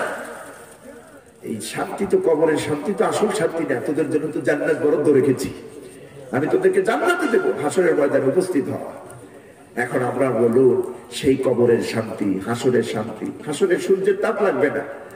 রাসূল বলছেন 7 শ্রেণীর মানুষ দিগকে, উম্মত দিগকে আল্লাহ আরশের ছায়া দিয়ে আলাদা করে রাখবে, সূর্যের তাপ লাগবে না, সূর্যের তাপ লাগবে না। যে সমস্ত যুবকের আজকে কোরআনের মাহফিল শোনে, কোরআনের আয়োজন করে, হুজুর বলেছেন ওয়াশাবুন নাশাফি মাহাবাতিল্লাহ, যেই যুবকটার জৈবন বয়সটা আল্লাহর ইবাদত দিয়ে কাটায় দেয়, ইমামুন আদিল ন্যায় বিচারক হয়, রাজুলু কলবুহুন মুআল্লাকুন ফিল মাসাজিদ, মসজিদের সাথে যাদের দিলটা লটকানো থাকে, এক ওয়াক্ত নামাজ শেষ না হতে আরেক ওয়াক্ত নামাজ তল্লাশি করে কোন সময় আসরে আযান দেবে, এই গুণ বিশিষ্ট মুমিন বান্দাদেরকে আল্লাহ পাক আরশের নিচে জায়গা করে দিবে। জিনা করার শক্তি থাকার পরও যে ব্যক্তি জিনা করে নাই, অন্তর মহলে সুন্দরী নারী তাকে দেওয়া হয়েছে, পৃথিবীর কোন মানুষ, কোন টিভি, কোন সিসি, কোন ক্যামেরা তাকে এই বিষয়টা ক্যাপচার করছে না, দেখছে না। এত সুযোগ পাওয়ার পরও যে নারীকে স্বাচ্ছন্দ্যে বিদায় দিয়ে দিল, জেনায় লিপ্ত হলো না আল্লাহর ভয়, রাসূল বলেছেন কিয়ামতের দিন ওই ব্যক্তিকে আরশের নিচে আল্লাহ জায়গা করে দিবে। আমাদের এই দুনিয়াটা যেন হয় আখিরাতের জন্য, দুনিয়ার জীবনটা যেন হয় কবরের জন্য। যদি দুনিয়ার জীবনটা আখিরাতের জন্য, কবরের জন্য হয়, আমার মৃত্যুতে আমি খুশি, দুনিয়ার সব বেজার হলেও আমি হাসতে হাসতে কবরে যাব, ঠিক কিনা? আর রাসূল বলেছেন, আল কাইয়িসু মান দানা নাফসাহু, বুদ্ধিমান তো ওই ব্যক্তি দুনিয়ার মধ্যেই যে আখিরাত, কবর, হাসর, মিজানের সামান তৈরি করে নেয়। এখন তো আমরা আছি দুনিয়া গুছানোর কায়দা, কার কয়টা বাড়ি আছে, কার কয়টা নারী আছে, কার কয়টা গাড়ি আছে, কার কত প্লট আছে, এগুলি খালি হিসাব করে। হিসাব করবেন না, অমুকে আছে আমার নাই, আলহামদুলিল্লাহ, আমার নাই আমার হিসাব কম, আমার নাই আমার হিসাব কম। ওনার আছে, ওনার হিসাব দিতে হবে, ঠিক কিনা? কিন্তু আমি নামাজ, রোজা, হজ, যাকাত, আমার মা বোনরা পর্দা পুশিদা যদি আপনারা এরকম করেন, এটা হবে কামাই, আখিরাতের কামাই, এটা হবে বুদ্ধিমানের কাজ। বুদ্ধিমান তো সেই ব্যক্তি যে ব্যক্তি আখিরাতের সামান এই দুনিয়ায় তৈরি করে দেয়, দুনিয়ায় তৈরি করে দেয়। আসুন আমরা খাঁটি তওবা করি, ইমানের সঙ্গে যেন আমাদের মৃত্যু হয়, মৃত্যুর পরে কবরই যেন জান্নাতের বিছানা আমরা পেয়ে যাই। হারাম থেকে বাঁচতে হবে, হালাল গ্রহণ করতে হবে, আল্লাহকে ভয় করতে হবে, আল্লাহকে ভয় করতে হবে। নিজের সংসারটাকে ইসলামের রং দিয়ে রাঙাতে হবে, ইসলামের আদর্শ দিয়ে সাজাতে হবে। বুঝতে পেরেছেন? এটা আমাদের করতে হবে। যদি এটা করি, যদি আমার সংসারে ইসলাম থাকে, আমার সংসার জান্নাতে যাবে। যদি আমার সংসারে ইসলাম না থাকে, হারাম, হালাল, হারাম, সুদ, ঘুষ, জেনা, ব্যভিচার, বেনামাজি, এগুলি যদি ঢোকে, আমার সংসারটা জাহান্নামী, আমি শুদ্ধ জাহান্নামী। জোরে কর নাউজুবিল্লাহ। আল্লাহ যেন এই জাহান্নামের হাত থেকে, কবর থেকে আমাদেরকে রক্ষা করেন। আল্লাহ যেন জান্নাতি হওয়া, কবরের মধ্যে জান্নাতের পরিবেশ পাওয়ার তৌফিক দান করেন। ঈমান নিয়ে আমরা যেন কবরে যেতে পারি। আমিন। হাদা মা ইনদি ওয়াল ইলমু ইনদাল্লাহ আলাইহি তাওয়াক্কালতু ওয়া ইলাইহি উনীব। আমরা ইস্তিগফার করে নেই। আস্তাগফিরুল্লাহ রাব্বি মিন কুল্লি যামবিন ওয়া আতুবু ইলাইহি لا حول ولا قوة إلا بالله العلي العظيم. أستغفر الله الذي لا إله إلا هو الحي القيوم وأتوب إليه لا حول ولا قوة إلا بالله العلي العظيم. اللهم آمين. ربنا ظلمنا أنفسنا وإن لم تغفر لنا وترحمنا لنكونن من الخاسرين. ربنا آتنا في الدنيا حسنة وفي الآخرة حسنة وقنا عذاب النار. رب ارحمهما كما ربياني صغيرا. رب ارحمهما كما ربياني صغيرا. রব্বুল আলামিন, হে বিশাল আকাশের মালিক, হে বিশাল বিস্তীর্ণ জমিনের মালিক, আমাদের আল্লাহ, আমাদের রব, তুমি একটু তাকাইয়া দেখো। গভীর রাত, প্রায় 12টা বেজে গেছে, সামিয়ানা ভিজে নিশেরের পানিগুলি জমিনে টপকাইয়া পড়ছে। এই মুহূর্তে আমাদের কম্বলের মধ্যে থাকার কথা ছিল, আমরা কম্বলের মধ্যে নাই। আজকের এই আয়োজনে এসে তোমার কোরআন নবীর সুন্নাহ থেকে বয়ান শুনেছি। আল্লাহ, আমাদের একটাই উদ্দেশ্য, তোমার রহমতের কোলে আমাদের ঠাঁই দিবা। আজ আল্লাহ, স্বীকার করে নিলাম আমার মতো গুনাহগার আকাশের নিচে জমিনের উপরে আর নাই। এমন কোন গুনাহ নাই যা করি নাই। গুনার দিকে তাকালে তোমার কাছে হাত তুলতে লজ্জা লাগে, ভয় লাগে। আল্লাহ, তুমি ছাড়া তো আমাদের কোন মালিক নাই, মাবুদ নাই। যত বেশি গুনাহ করেছি, তোমার কাছে হাত তুলেছি। আল্লাহ, আমাদের হাত দুখানা ফিরাইয়া দিও না। রব্বুল আলামিন, আজকের এই মাহফিলে যত আলোচনা হয়েছে, জিকির, ওয়াজগার, তেলাওয়াতে কালাম, দুরুদ ও সালাম, যত খরচ হয়েছে, এই মসজিদে যত দান করেছেন আমার ভাইয়েরা, আজকের আয়োজনটুকু তুমি কবুল করে নাও। কোটি গুণে হাদিয়া বৃদ্ধি করে সোনার মদিনা বিশ্ব নবীর রওজা আথায় পৌঁছাইয়া দাও। রব্বুল আলামিন, আয় আল্লাহ আমাদের এই সবের হাদি আমাদের দাদা দাদি নানা নানি ভাই বোন আত্মীয় স্বজন তাম পৃথিবীর মাটির নিচে যত মুমিন মুমিনাত কবরবাসী প্রত্যেকের আরো পরে হাদিয়া পৌঁছাইয়া দাও, কবরগুলি জান্নাতের টুকরা বানাইয়া দাও।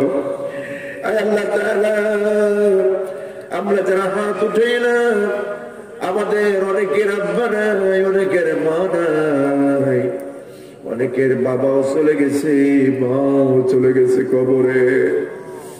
জানি না ওই কবরের মধ্যে মা কেমন আছেন, বাবা কেমন আছে। ওই কবরটা এমন একটি সংকীর্ণ জায়গা, একবার যে রেখে দিয়ে আসি আর খবর নেই না। মাটির উপরে আমরা থাকি, মাটির নিচে তারা থাকে। মানুষ কত পাষাণ, মানুষ কত নির্দয়, একই বিছানায় ঘুমাইয়া একই কম্বলের তলে থাকিয়া কবরে রেখে আবার একা একা চলে আসে। কোন হালতে আছে জানি না আমাদের আব্বা আম্মা।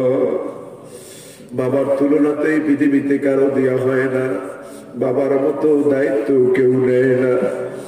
ছোটবেলা দেখেছি কত কষ্ট করেছে আব্বা আমাদের মানুষ করার জন্য, মাথার ঘাম পায়ে ফেলেছে, পছন্দের কোনো কিছু খাইতে পারে না। রব্বুল আলামিন দিন আসলে নিজে গরিব ছিলেন, পরের বাড়ির কাজ করেছেন, বদলা কেটেছেন। ঈদের দিন আসলে নিজে একটা ছিঁড়া লুঙ্গি আর পুরান জামা পরেছে, আমাদের বুকে একটু হাসি ফোটানোর জন্য ধার কর্জ করে হলেও একটা নতুন জামা কিনে দিয়েছে। রব্বুল আলামিন বাড়ি ঘর জমি জমা টাকা পয়সা সব করে দিয়া একদম খালি হাতে চলে গেছে, কিছুই নিয়ে যায় না। রব্বুল আলামিন এমন বাপজান যাদের কবরবাসী আব্বা জানের কবরটা জান্নাতের বাগান বানাও। আয় আল্লাহ তাআলা আমরা যারা এই গভীর রাতে হাত উঠাইছি জানি না কার জানি মা নাই। আয় আল্লাহ তাআলা আমিও তো মা হারা সন্তান, আজ দীর্ঘ 2 থেকে 2.5 বছর হয়ে গেল আমার মা দুনিয়া থেকে বিদায় হয়ে গেল। এই পৃথিবীতে মা যার নাই সেই বুঝি মা হারা কি কষ্ট। মায়ের তুলনা তো কিছুই দিয়ে হবে না, মায়ের মতো স্নেহ ভালোবাসে কেউ দেয় না। গভীর রাত তো বাড়ি ফিরতাম 1টা 2টা, ঘরের দরজার কাছে গিয়ে মা বলে ডাক দিলে সঙ্গে সঙ্গে মা ঘরের দরজা খুলে দিত। তাকায় দেখতাম ভাই বোন ঘুমায় গেছে, দাদা দাদি ঘুমায় গেছে, এমনকি বাবাও ঘুমায় গেছে, কিন্তু মা দাঁড়িয়ে দাঁড়িয়ে চোখের পানি ছেড়ে দিয়ে কাঁদে। জিজ্ঞেস করতাম মা সবাই ঘুমায় গেল, তোমার চোখে কি ঘুম নাই, তুমি কাঁদতেছো কেন? মা বলতো আব্বুরে দুনিয়ার সবাই ঘুমায় যেতে পারে, মা আমি ঘুমাতে পারি না, কারণ তুই তো জানোস না তোর জন্য কত মায়া। আল্লাহ তাআলা অসুস্থ হলে সারা রাত পাশে বসে রয়েছে। আজকে সেই মা যাদের কবরে, মায়ের কবরটা জান্নাতের টুকরা বানাইয়া দাও। আমার মা সমাজের প্রত্যেকের বাবার কবরগুলি বেহেশতের টুকরা বানাও, জান্নাতের পরিবেশে ঘুম বাড়াইয়া দাও, তাদের কবর আযাব মাফ করে দাও। আয় আল্লাহ আমার আব্বা সহ আমাদের মা বাপ যাদের বেঁচে আছেন হায়াতে তৈয়বা সেহাতে গুল্লিয়া দান করো, মা বাবার খেদমত করার তৌফিক দিয়া দাও। রব্বির হামহুমা কামা রব্বায়ানি সগীরা। রব্বুল আলামিন আজকের এই মাহফিলটা কবুল করে নাও। এই মাহফিলের উসিলা এলাকায় যত মর্দেগান কবরবাসী মাফ করে দাও, কোন কবরে বিন্দু পরিমাণ আযাব দিও না। আয়োজক কমিটি, শ্রোতা মন্ডলী যারাই উপস্থিত সকলের আত্মীয় স্বজনের কবরগুলি জান্নাতের টুকরা বানাও। রব্বুল আলামিন আজকের এই মাহফিল কবুল করো, কিয়ামতের দিন নাজাতের উসিলা আমাদের করে দিও। আয় আল্লাহ আমাদেরকে নেক হায়াত দান করো, আমাদের জীবনের গুনাহ মাফ করে দাও, আমাদের অভাব দূর করে দাও, সুস্থ শরীর দান করো, হায়াতে তৈয়বা দান করো। আমার মা বোনেরা পর্দার আড়ালে হাত উঠাইছেন, মা বোনদেরকে কবুল করো। মা আয়েশা মা খাদিজার কাতারে কিয়ামতের দিন দাঁড় করাইয়া দিও। আল্লাহ স্বামী সংসার সন্তান নিয়ে ইসলামী পরিবেশ তৈরি করার তৌফিক দাও রব্বুল আলামিন। আল্লাহ যতগুলি মাহফিলের ওয়াদা নিয়েছি মার্চ মাস পর্যন্ত নিতেছি, প্রতিটি মাহফিলে ওয়াদা অনুযায়ী যেতে পারি তৌফিক দিয়া দাও। যাতায়াতের রাস্তা নিরাপদ করে দাও, কোরআন সুন্নাহর সহিহ কথাগুলি বলার তৌফিক দিয়া দাও। আল্লাহ আমাদের বিবি বাল বাচ্চার উপরে খাস রহমত নাজিল করো, আমাদের পরিবারের উপরে খাস সাকিনা নাজিল করে দাও। আল্লাহ আমাদের সন্তান যা দিয়েছো নেক হায়াত দান করো। আল্লাহ আমাকে একটা মেয়ে দিয়েছো, নেক হায়াত দান করো। আল্লাহ আমার স্ত্রী, আমার সন্তান, আমার আব্বা মা, ভাই বোন, ভাগ্না ভাগ্নি, ভাতিজা ভাতিজি, শ্বশুর শাশুড়ি, মামা মামি, আমরা আমাদের সকলকে নিয়ে তোমার কুদরতি হাতে সুপর্দ হয়ে গেলাম। যাবতীয় বিপদ বালা মুসিবত ফিতনা ফাসাদ থেকে হেফাজত করো। সকলের হায়াতে তাইয়্যিবা সিহাতে কুল্লিয়া দান করো, নেক হায়াত দান করো। মহামারী করোনা গজব থেকে আমাদেরকে হেফাজত করো, বাংলাদেশকে হেফাজত করো, সারা পৃথিবীর মুসলমানকে হেফাজত করো, সারা বিশ্বের মানুষকে হেফাজত করো। اللهم احفظنا من كل بلاء الدنيا وعذاب الآخرة. اللهم إنا نعوذ بك من البرص والجنون والززام ومن سيء الأسقام يا ذا الجلال والإكرام. اللهم ارفع عنا كرونا، اللهم اكشف عنا كرونا عن بلادنا وبلاد الإسلام. اللهم أعنا على ذكرك وشكرك وحسن عبادتك. اللهم حبب إلينا الإيمان وزينه في قلوبنا وكره إلينا الكفر والفسوق والعصيان واجعلنا من الراشدين. اللهم زدنا ولا تنقصنا وأكرمنا ولا تهنا. আল্লাহ এলাকার সব মানুষকে তুমি ধর্মমুখী করে দাও, ধর্মপ্রাণ করে দাও। আজকের এই মাহফিলটা আগামী বছর আবার সুন্দর করে আয়োজন করতে পারে, মানুষকে মাহফিলমুখী করে দাও। তাদের কলমের মধ্যে হেদায়েতের নূর দিয়ে দাও, জাহান্নামের ভয় দিয়ে দাও। আজকে যারা এখানে বসে শুনেছেন, বাড়িতে বসে শুনেছেন, অসুস্থ মা বোন মুরব্বীরা, সকলের মাহফিলের হক, মাহফিলের সওয়াব তাদের প্রত্যেকের আমল নামা আমাদের দিয়ে দাও। আর আল্লাহ যিনি আমাকে দাওয়াত দিয়েছেন, মসজিদের সম্মানিত ইমাম সাহেব মাওলানা তোফায়েল সাহেব আমাকে দাওয়াত দিয়েছেন, ভাইকে তুমি কবুল করে নাও। হযরত উলামায়ে কেরাম যারা স্টেজে আছেন, আল্লাহ ময়দানে আছেন, সবাইকে আমাদের কবুল করো, দ্বীনের খাদেম হিসেবে মঞ্জুর করে নাও রব্বুল আলামিন। জানি একদিন এই দুনিয়া থেকে বিদায় হয়ে যাব, দিনটা জুমার দিন, রমজান মাসে কবুল করো।